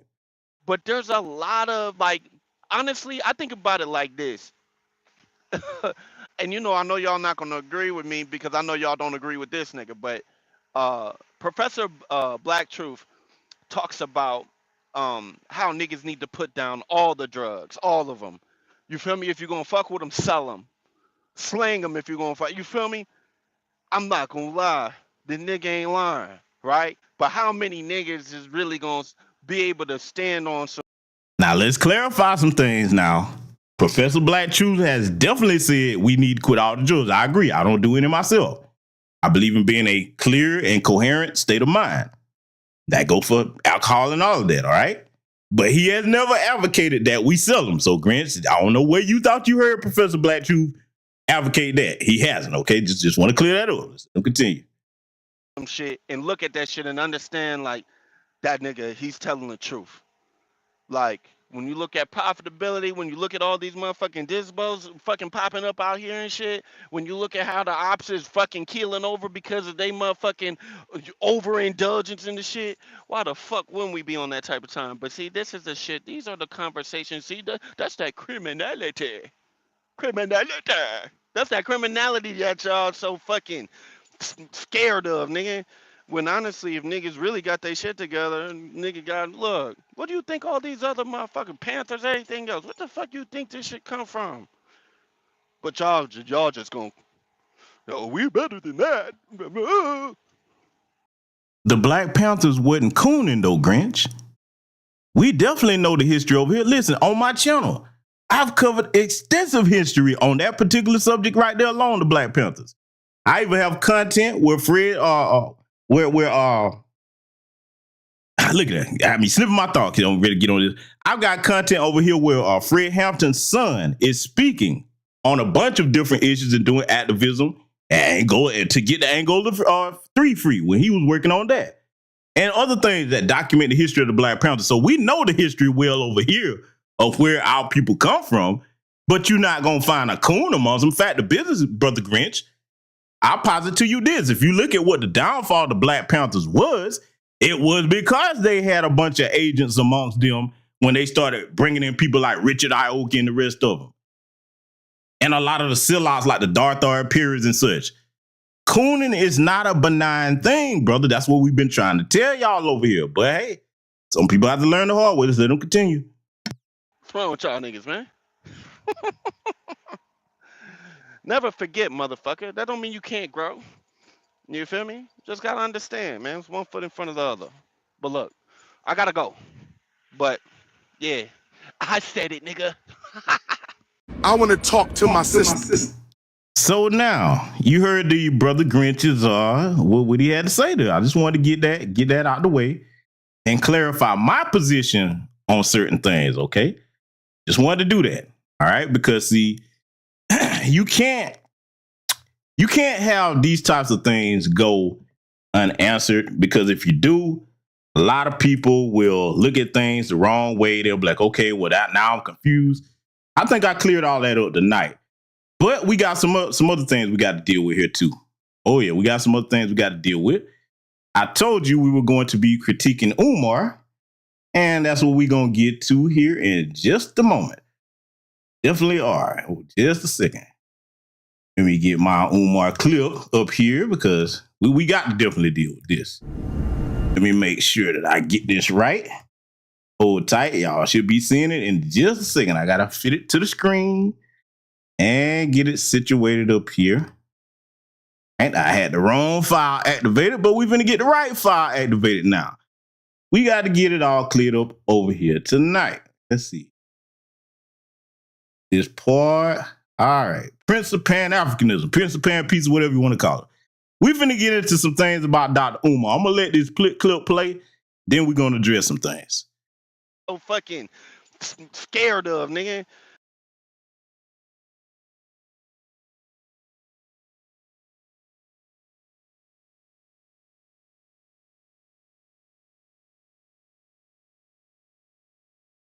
When honestly, if niggas really got their shit together, nigga got That. But sister, Alabama.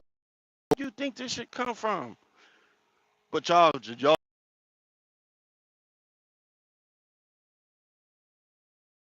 Alabama one time and talked to my sister Carly Russell.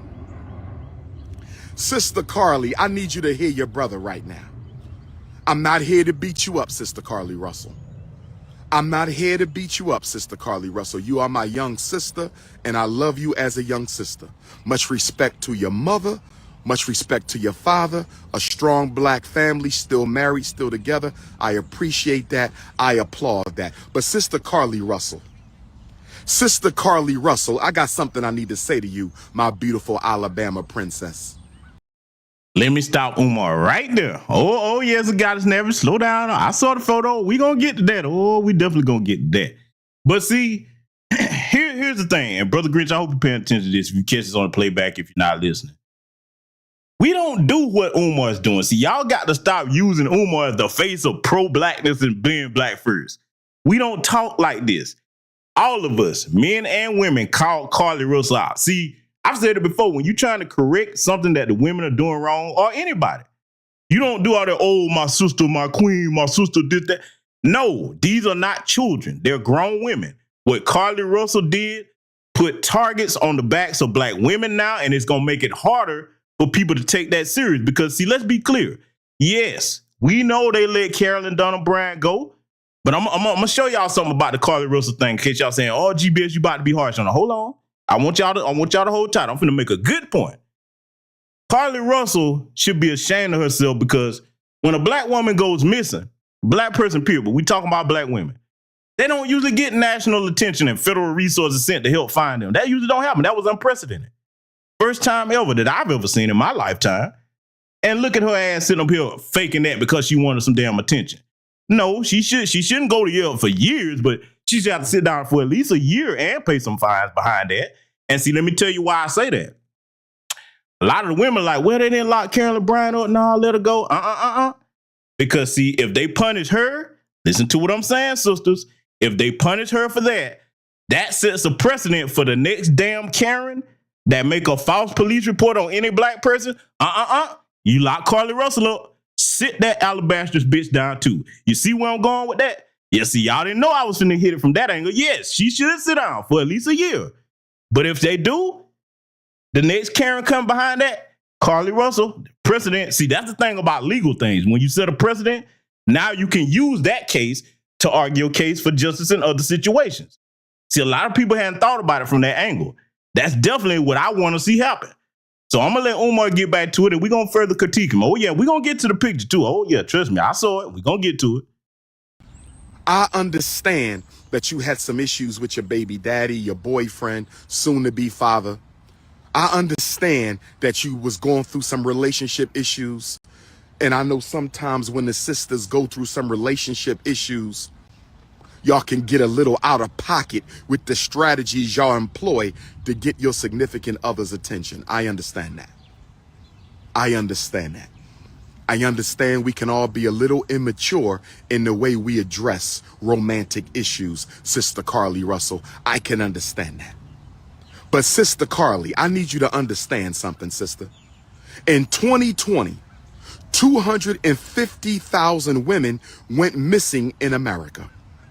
In 2020, 250,000 women went missing in America, Sister Carly Russell. Of that number, 40%, more than 100,000 of them were black women. Sister Carly Russell, are you listening to me right now? Sister Carly Russell, I need you to listen to me right now, sweetheart, because I need you to understand what you just did. I need you to understand what you just did. I'm going to say it again, Sister Carly. In 2020, 250,000 women were kidnapped, abducted, sex trafficked, raped and killed, sold away. And of that 250,000, 40% were black women.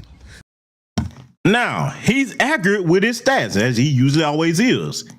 Here's the problem, and I want other black women listening to the sound of my voice to hear me very clearly. You should have a problem with any black man talking to a grown black woman this way, because what does this sound like? Let's be honest. It sounds like he's talking to a child. Now, if you claim that you are a boss bee and you for women's empowerment and all of that, then you should not want people talking to you like you're a child. That doesn't mean somebody got to curse you out or be derogatory or disrespectful. But just state the facts, Umar. My sister, my queen, let me talk to you. I'm not going to play with you like that. Let me tell you why. Because see, I know a lot of people like, GBS, you be hard on the women. No. It's not that I'm hard on the women just for the sake of it. If you think that your brother is hard on you, and I'm saying this to everybody listening, even every sister in the chat, because I know sometimes y'all be like, oh, he get on my nerves. Let me tell you why I do it. Because I know what you're supposed to be. You know why I know that? When I think back at the history of Foundational Black American Freedmen in this country, I know what you're supposed to be as a black woman. And Suki Hunter ain't it. Sexy Red ain't it. Meg Thee Stallion ain't it. Our women are supposed to be intelligent. They're supposed to be naturally feminine. They're supposed to be wise. They're supposed to be educators. They're supposed to be gatekeepers of morality. So if I'm hard on you, yes, I'm like, raise yourself back up to what you're supposed to be. Because see, as a black man, I'm going to do my part to make sure our people are empowered and protected. And if I'm going to be out here on these battlefields, I need my technician to be right and able to do the job. I've said it before. The black men are the tanks. We go out on the battlefield and handle business. When that tank come back in, the tank needs maintenance. It can't fix itself. That's where the sister that cares about fixing a home-cooked meal, raising a family, okay? Being the peacekeeper for her man because he reciprocates and protects and provides for her. That's the way I see the relationship between black men and black women. That's on code. Keyword on code. This stuff you're doing here, Umar, is pathetic. Stop talking to these women like children. Let's let them continue. That's more than 100,000, Sister Carly. That's more than 100,000, Sister Carly. Don't you ever again in your life play games with the kidnapping of black women. Don't you ever do that again in your life. Don't you ever again play games with the sex trafficking of our sisters again. You were out of place. Your behavior was uncondonable. It was repulsive. It was disrespectful.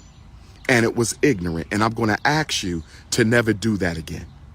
That was conduct unbecoming a young lady such as yourself. Don't ever do that again. You are playing with the safety of black women all over this country. Sister Carly Russell, you are playing with the safety and the security and life of black women all over this country. I wish you would have had something better you could have done to get that young man's attention. For you to call the police and act like you got abducted, for you to call the police and act like you got abducted, that is one of the most selfish things a black woman can do. Sister Carly, you are part of the sisterhood. You are part of the queendom of African women in this country. African women are only 13% of the American population. Let me stop him right there while he's talking about she's a part of this queendom of African women. Umar, let me tell you something. Now, I've said this for the men and the women, but we're going to stick in the context that he said it. In order for any woman to be a part of a so-called queendom, you must have wisdom. That was not wisdom that she displayed, Umar. And she doesn't care about other black women. See, this is where being a man comes into play. Because listen, I understand some of our sisters, and they had a good point. They were like, hey, they didn't get Carolyn Donald Bryant. I agree. Oh, you know how I feel about that alabaster wench, and make she rest in piss and hell forever and rot. But when it comes to correcting the mistakes of our women as a man, I have to be able to say, no, she does need to be punished, not severely. Like I said, no more than a year and a fine. They already arrested and they charged her. But as far as sugarcoating things, that does not help our women. If I'm going to be a man in a proper leadership role, I have to know how to talk to my sisters and correct them when they're wrong, even when they don't want to hear it. Because, see, I'll give you this analogy. Take it back to the situation of Pocahontas and her tribe. At times, the men have to move the women out the way and say, this motherfucker need to be scalped. I don't care how mad you get about it. It's for the protection of the whole tribe. You'll be mad now, but you'll thank me later. Think about had they had done that when she introduced some white men to them. They went on ahead and scalped their ass up. they would have delayed the inevitable, possibly avoided it. So that's my stance as a man. Umar, this stuff you're doing here, you're very intelligent and you're good at what you do when it comes to child psychology and education. This sugarcoating with women, though, and I know why he's doing it. We're going to get to that in a second. You're not helping women, you're hurting them. That's the same problem we had with Derrick Jackson. And see, let me tell you, sister, something, young and old alike. It may sound good and make you feel good to get your ears tickled, because I get it. You be listening to a lot of these spaces where they just harsh and critical on black women for no reason. They not being constructive with it or coming from a place of good faith. But you should always vehemently reject any man that blows smoke up your ass and tell you never the problem. How is that mathematically possible? You ain't gonna never be right all the time. It's all the men's fault. Come on now. See, we use our common sense over here, just like we tell the men it's not all the women's fault. We got shit we got to fix as men, okay? We work better at our best together when both sides recognize that and be like, you know what, we got some stuff we got to clean up. We got stuff we got to clean up over here on the women on the women's side. Work together, and then we come up with a solution for the problems together. See, this is how we operate at our finest, and we've done it before because, see, before integration, we were at our strongest mentally because we had to be on code together. It wasn't no option to go over here and be a coon back then because them folks were going to kill you. When them folks take their feet off our neck, that's when we get comfortable. Unfortunately, that's just the way it is. If we were still under Jim Crow law, you wouldn't see no coons drink. You wouldn't see a Jason Whitlock running around if we was under that type of law because he wouldn't have that option. See, the white supremacists were smart when they said, we hate niggers too, but let a few of the coons come over here. Yeah, we can use them as a buffer. I just wanted to make that point. So, Umar, you need to change that, man, because you're not helping women. You actually hurting them. You help women by telling them the truth, even if it's bitter and it makes them stronger. Because, see, let me tell you why. And I want you young men to listen to what I'm about to tell you. When you tell women the truth, it makes them stronger because it doesn't just correct what they did wrong then if they're in the wrong. You get your women correct, you correct generations. Do you understand me? They're the first teachers of children. You get them straight, they're going to make sure them babies coming up is straight and on the line. You see what I'm saying? Think about any great grandmother or grandparent that you revere. You respected them because of who they were and how they carried themselves. So that's why you do that. Umar, what you doing isn't going to lead to that. If you say you love black people, you're going to have to stop that ridiculous pandering. Just let them continue. African women are only 13% of the American population. African women are only 13% of the American population, but they are more than 40% of those who are raped, kidnapped, killed, abducted, organ trafficked, and sex trafficked. There's a war on black women, Sister Carly Russell. You owe your sisters an apology. I do not want my sister going to jail. So for all y'all saying she need to be prosecuted and persecuted, I disagree with you. Don't no black woman belong in there. I don't want to see her in prison for that. She made a big mistake and she needs to. Wrong. Because if they lock her up no more than a year, it sets a legal precedent to go after these Karens. See, Umar, you great and brilliant with child psychology, not so much with foresight when it comes to issues like this. You're not. We need that precedent set because I'll be damned if we're not going to use it in our favor to go after these damn Karens that go after other black people. Oh, no. So you're wrong on that, Umar. Everybody isn't going to be a master of everything. See, this is why you work together with your community. Because, look, I don't have all the answers. I'll never tell you that. I quote our elder, Neely Fuller Jr. You ask me, hey, brother, how you doing? Still learning. Still learning. I have stood on the shoulders of giants, and I'm still standing on their shoulders today by following some of their work. The Dr. John Henry Clark, the Dr. Francis Chris Wilsons, Dr. Yosef Ben Yakin, and so on and so on. Okay? And listen, I'm going to give these brothers their flowers, and I know they don't like you doing it, but Brother Jason Black, Brother Tariq Nasheed, Professor Black Truth, hell, I'm even throwing the young boys in there, Torian Rain, Afro Lee. We all learn from each other, especially them young brothers and sisters. They're the future. That's why I support them every chance I get. Because listen, let me tell y'all something. Torian, I got to brag on you, man. My brother Torian Rain has done excellent work. He has given you an excellent tool to fight back against them taking history out these schools with his Black Massacre series, brother, outstanding work. Outstanding work. You deserve your flowers for that. He took well over a year to put all that stuff together. So if you're looking for a good playlist to help teach your children, and look, I'm the one that's with the rough language. Brother Torrent don't even curse like that. It's something you could look. You could take Brother Torrent Rain's Black Massacre series and you could teach that in college or school. That's just how well together and accurate the information is. So salute to you, young brother. Keep doing what you're doing. But back to Umar. Umar, this is what you're talking about right here. This doesn't help us, man. This doesn't. Let them continue. Count and atone to the Black community. Sister Carly made a big mistake, and she needs to account and atone to the Black community. One more thing I need to point out. Umar, you keep using the term she made a big mistake. I've taught you this many times over here to my audience. There's a difference between a big mistake and a bad decision. A mistake, unforeseen occurrence, can happen to anybody. A bad decision is a series of thoughts, coherent thoughts that leads to a choice. That's a bad decision. So she made a bad decision. Big difference between the two. But I do not want her persecuted or prosecuted. I don't want her charged. I don't want her indicted, and I don't want her convicted. And I rebuke any of you who are trying to push that on that young sister. Because guess what? Our women are sexually trafficked inside the prison also. Black women are sexually trafficked inside the prison also. So why would any black woman or any black man would want Sister Carly arrested and in prison? I don't Jail and prison are two different things. Support that narrative at all. I do not support bringing white people in to punish black people. We must do this ourselves. Sister Carly, you owe us an apology, sister.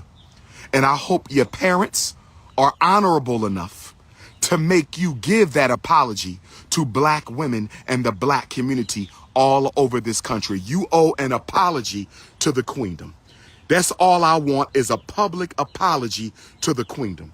I want a public apology for the sisterhood, Sister Carly.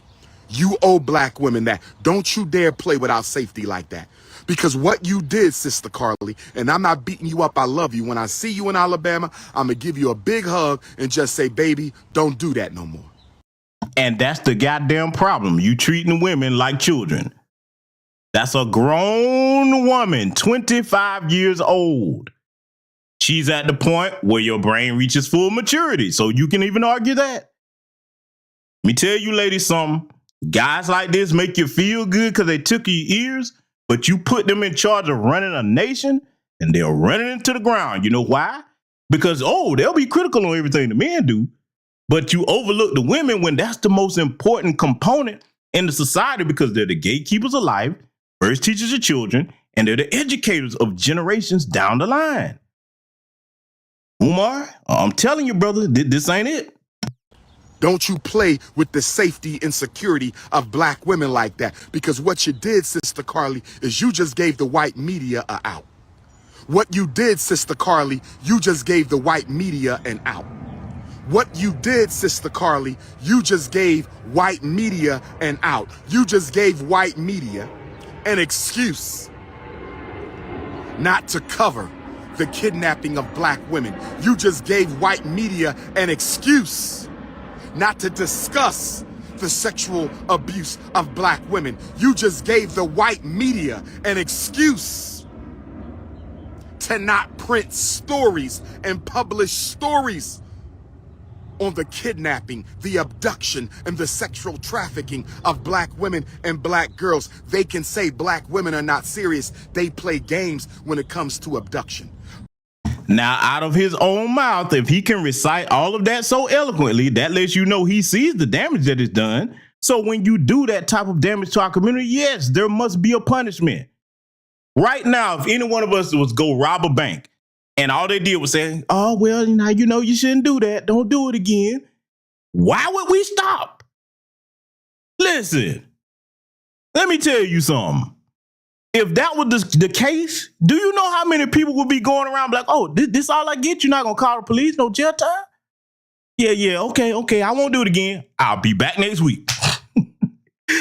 go ahead and get a billion this time. Yeah, I came up with some trucks. Let's go ahead and feed these things up. Oh, no, you shouldn't do that now, my brother, my king, can you imagine they talk to men that committed crimes this way?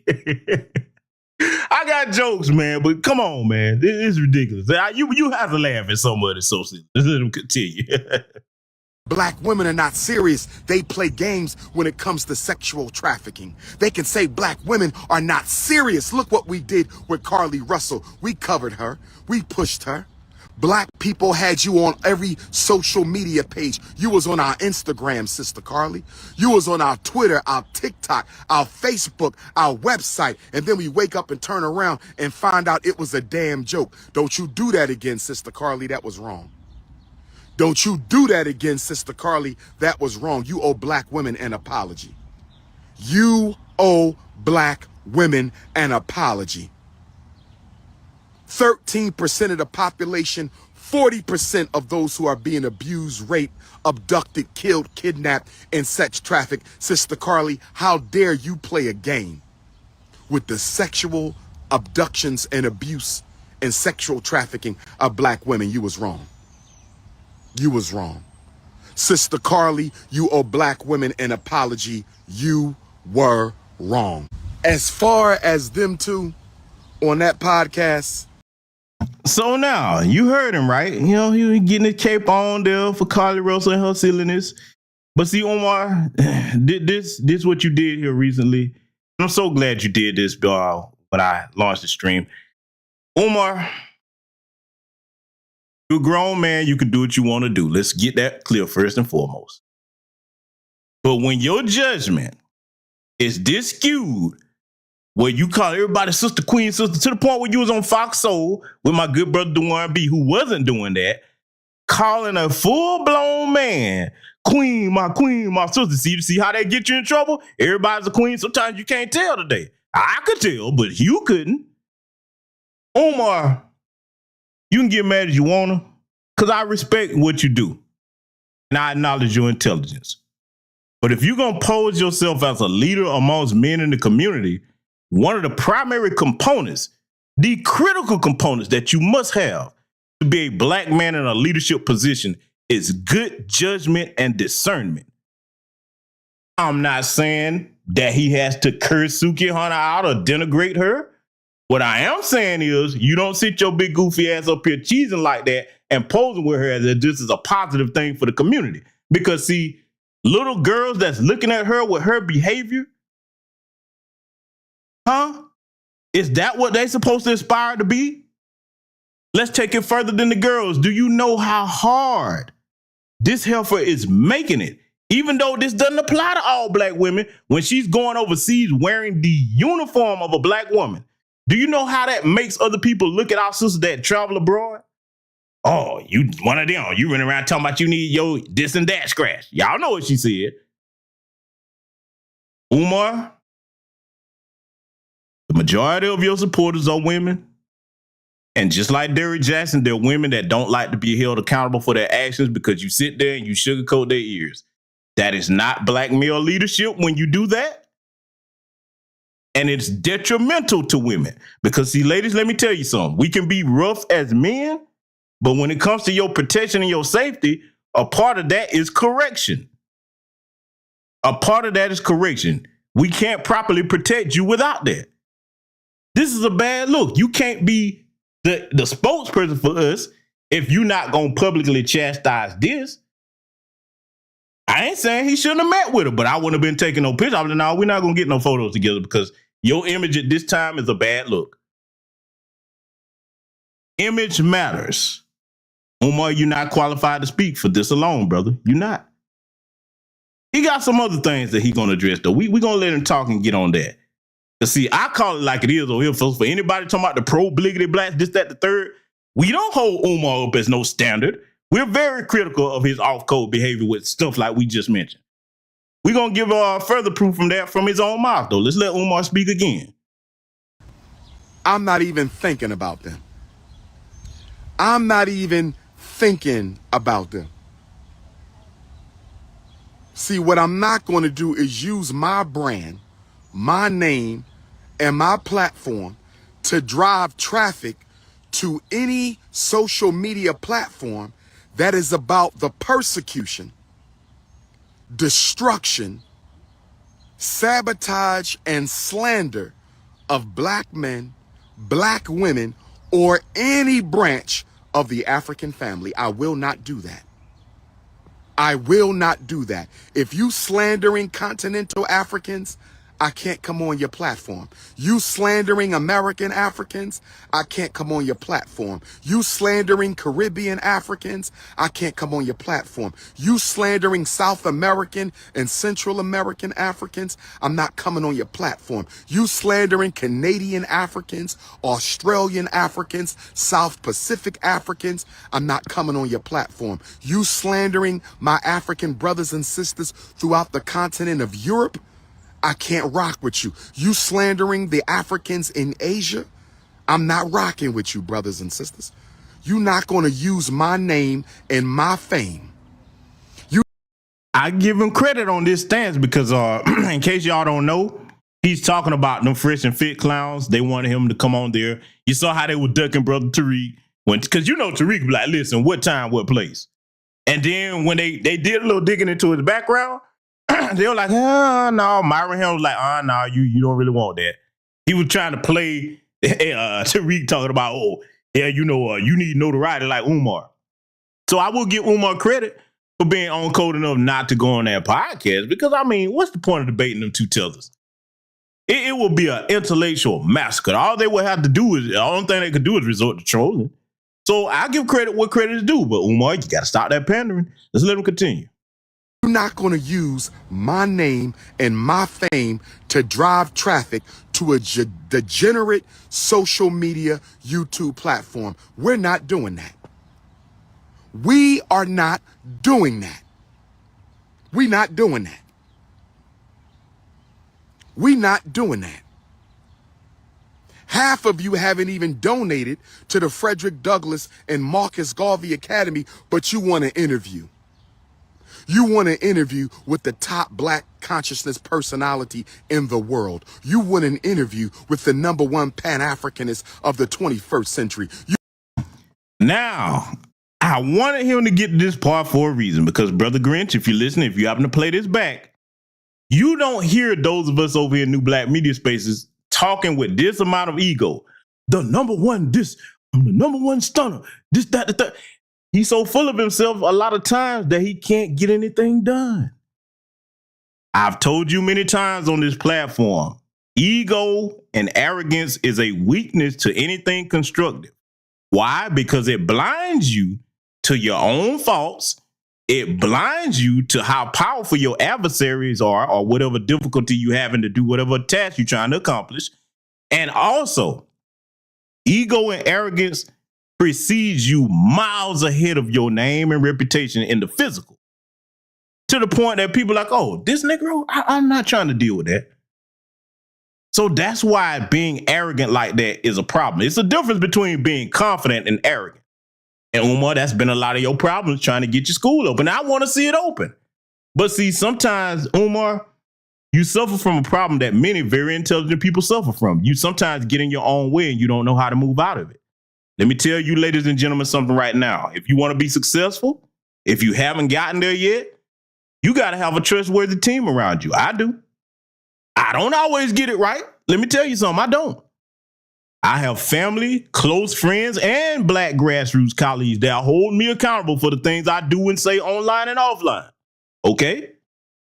When you the type of person you so arrogant, can't nobody tell you nothing, you put yourself on an island and you're weak out here with arrogance.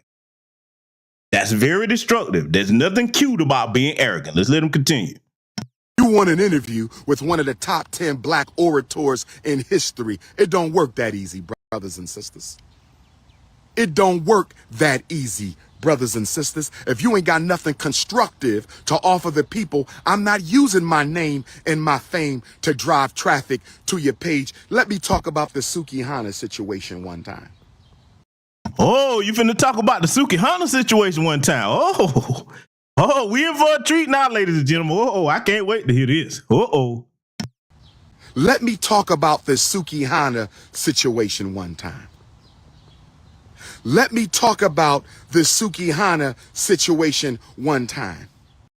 Stop it. Her name is Pissy Hana. I don't condone my sister's content. I don't support my sister's content. I will not make excuses for my sister's content. I'm simply saying that if the queen is interested. What queen pisses on themselves and runs around bragging about it? Queens don't twerk on little boys, Umar. Queens don't run around in other countries wearing the image of their fellow sisters, talking about what they want scratched, licked, and ate and chewed on, Umar. Brother, I'm going to say this to you for the first time. Your definition of royalty is so far skewed from what the rest of us really think that should be. If that's the damn queen, I hate to see the peasants. Come on, man. Jesus.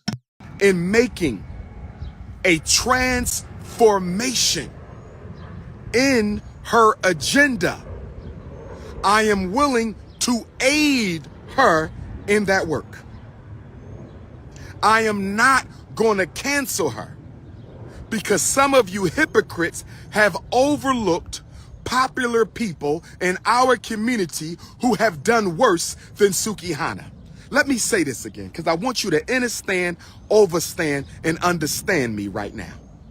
I want you to understand, overstand, and understand what I'm saying, brothers and sisters. I want you to understand, and understand what I'm about to say to you.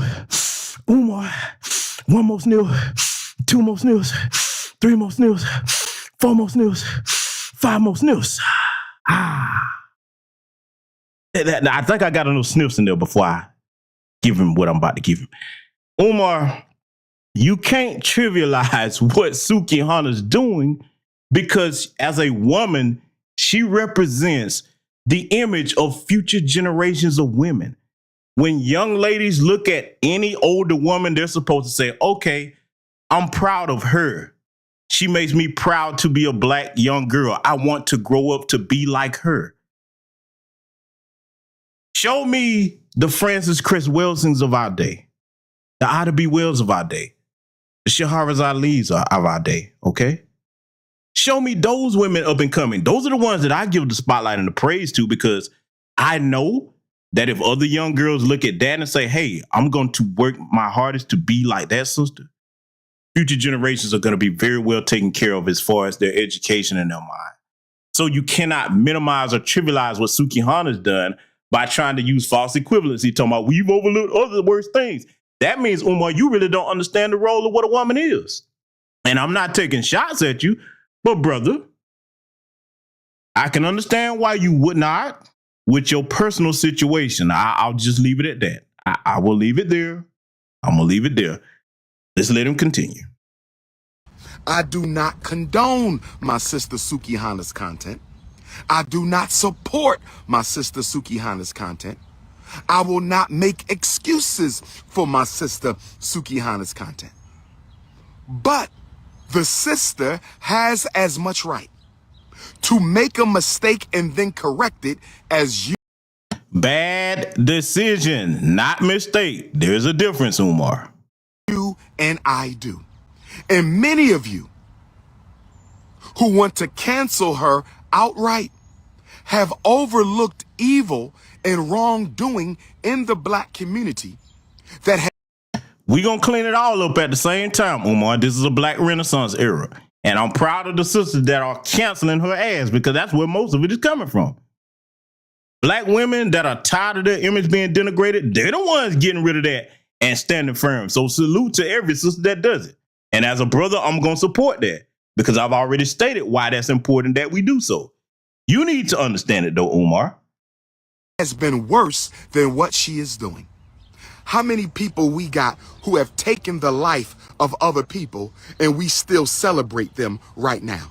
How many in our community have been accused and even have been proven to be pedophiles and we overlooked their behavior because they are celebrities? Who is this we that overlooked that, Umar? And if you gonna go there with the pedophile reference, did you not see Sukihana twerking on children? Because yes, that's pedophilia too. Any nasty bitch that do that. Yes, I said it, the word bitch. Yes, I said it. If your ass is bent over shaking your behind on a little child, your ass is a pedophile, because if it was a grown black man grinding and thrusting out pelvis in the face of the little girl, see, imagine the behavior. Imagine if black men ran around twerking and thrusting out pelvis on every little girl we saw. Oh, boy, we'll be ready to crucify that Negro. It's wrong when both parties do it. Umar, we can chew gum and walk at the same time. We can call her out and clean that up, and we're going to clean up everything else that you just mentioned. Don't none of us celebrate that. See, this is the problem. Let's let them continue. How many have robbed and stolen and killed and abused elders and women, and you overlook their wrong? Who overlooked that in our community? Foundational Black American Freedmen community. You can't walk around freeing somebody know you doing that. It's on site, especially down here in the South. I don't know what community you talking about, Umar. You need to be more clear on that. So all I'm saying, don't be a hypocrite when it comes to the black woman, when you have overlooked the sins of black men. All I'm saying is don't be a hypocrite when it comes to black women, when you have overlooked the sins of black men. There are black men who have said and done some of the same things Sukihana has said and done, and they have not been canceled. Take the focus off black men for a minute and look at Sukihana. That woman is a mother of at least 4 children, Umar.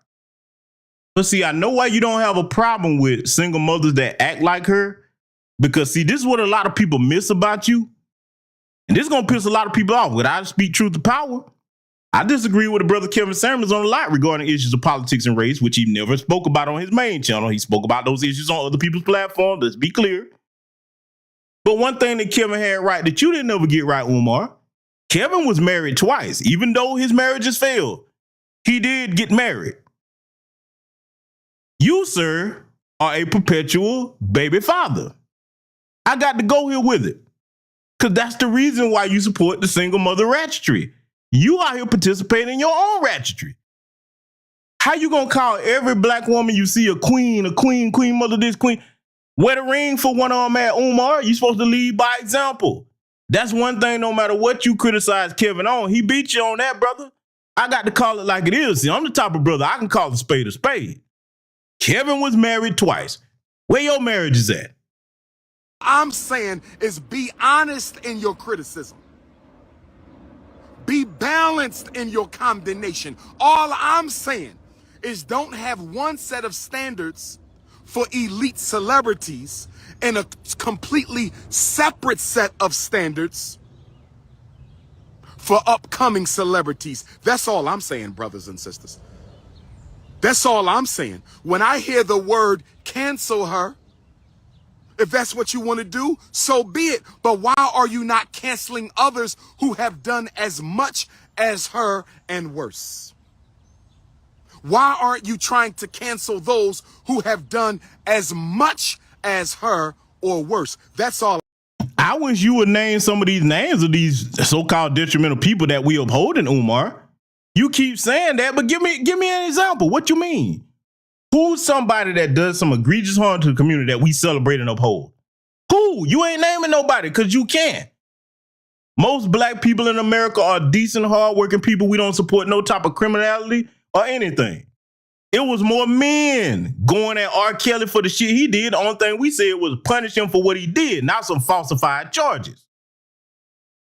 You need to name names if you're going to keep saying all this stuff, Umar. I ain't heard him name one yet. Maybe he'll get to it. I'm saying I'm never going to co-sign negative images that are put before black women and girls. I'm never going to co-sign the sexual objectification of black women. I'm simply saying when you take out your cancel stamp, you should be taking that cancel stamp out for more people than just Sister Sukihana. Has she molested anybody's children? Has she twerking on young boys is considered molestation? Yes, she has. taken anybody's life? She hasn't committed murder yet, but she's murdering the opportunities that young girls who look up to her have.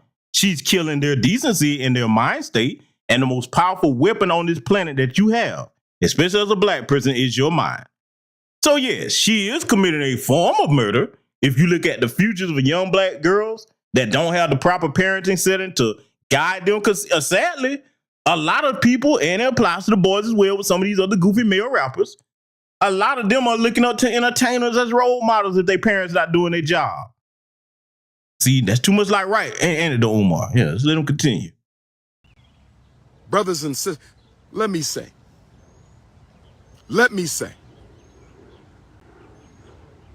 I will meet with anybody. Some of you claim to be Christians. Some of you claim to be Christians. Some of you claim to be followers of the Black Christ, Jesus of Ethiopia. Some of you claim to be followers of the Black Christ, Jesus of Ethiopia. Was not Mary Magdalene a prostitute? Was not Mary Magdalene a prostitute? Did not Jesus, the Black Christ, lift up a prostitute and make her a disciple? Yes or no? Jesus had her repent of what she was doing first, Umar. That part you need to get right. Maybe you don't read your Bible like that, but some of us do. If you're going to use that, get it right, brother. Get it right. Yes or no? And was Sister Mary Magdalene a black woman guilty of worse crimes than Sister Sukihana? So if Jesus the Christ can lift up a black woman and Mary Magdalene and make her a disciple, and some say a wife, according to some gospels, she was made a wife of the Christ. So if the one and only Son of God, as you believe in your religion, if the one and only Son of God can lift up a black woman and Mary Magdalene, a prostitute, if the one and only Son of the living God, Black Jesus the Christ, can lift up a prostitute and turn her into a disciple, and some argue into a wife, if the Son of the living God can turn a prostitute into a wife, why in the hell can't the Prince of Pan-Africanism sit down with my sister Sukihana and have a private, serious conversation about her impact on the black community and what she could do for the black community if she decided to undergo a radical transformation in Umar, what Jesus had her do was renounce her ways first. You keep leaving that part out. And you know what? I'll tell you what, we'll see. We'll see. Because you met up with her with that big old Chester Cheetah grin on your face. I already know what you got going on. I ain't going to even put you out there like that. Everybody remember the conscious stripper thing. Come on now. You think he done changed over his ways? Yeah, I know a big, happy, cheese-eating grin when I see one for certain reasons, and Umar. But I tell you what, like I said, you're a grown man. You can do whatever you want to do. But boy, your taste is in the trash if that's what you're messing with. If you can get her to change her ways, though, this will be very interesting because, see, I'm going to tell you something, Umar. Do you really think that you finna get with somebody like Sukihana, have a conversation or whatever else you had going on? That smile, boy, you like to cut your own head off with that smile. You do what you want to do.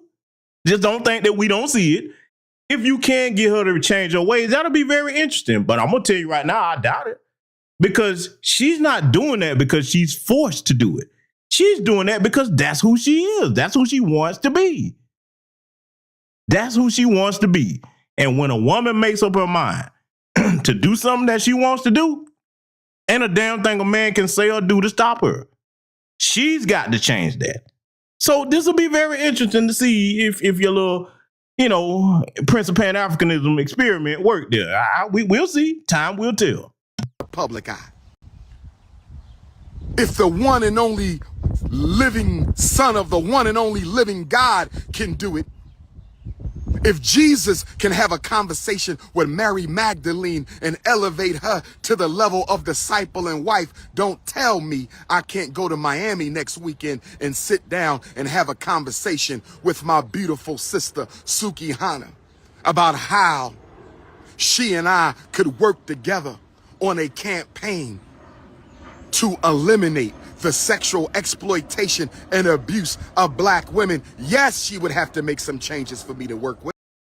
She's not going to make any changes to do none of that you're talking about because she's being paid millions of dollars to do what she's doing now.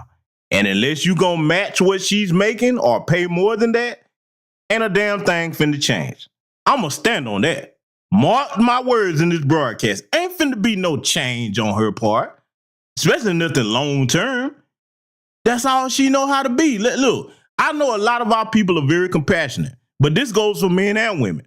You have to recognize when certain things need to be thrown the fuck away. When fruit is rotten, you throw it away. You don't put it in the back of the refrigerator. I hope this fruit get a little better. If you do, it's gonna rot everything else in your refrigerator. Those of us with common sense, we know that there's a time and a place where you have to let certain people go. Just let him continue. Yes, she would have to make some changes for me to work with her. Yes, she would have to make some changes for me to work with her, but don't tell me I can entertain the conversation. Don't tell me I can entertain the conversation. Brothers and sisters, let me say this before I close out. This is Leo season, day 1, 2023, and you talking to the SON of the SUN. I said this is Leo season, day 1, 2023, and you're talking to the SON of the SUN. This is Leo season, day 1, 2023, and you are talking to the SON of the SUN. Don't tell me I can meet with my sister Suki Hana. I meet with whoever the hell I want to meet with. The black community has overlooked worse. The black community has overlooked worse. The black community has overlooked much worse than that.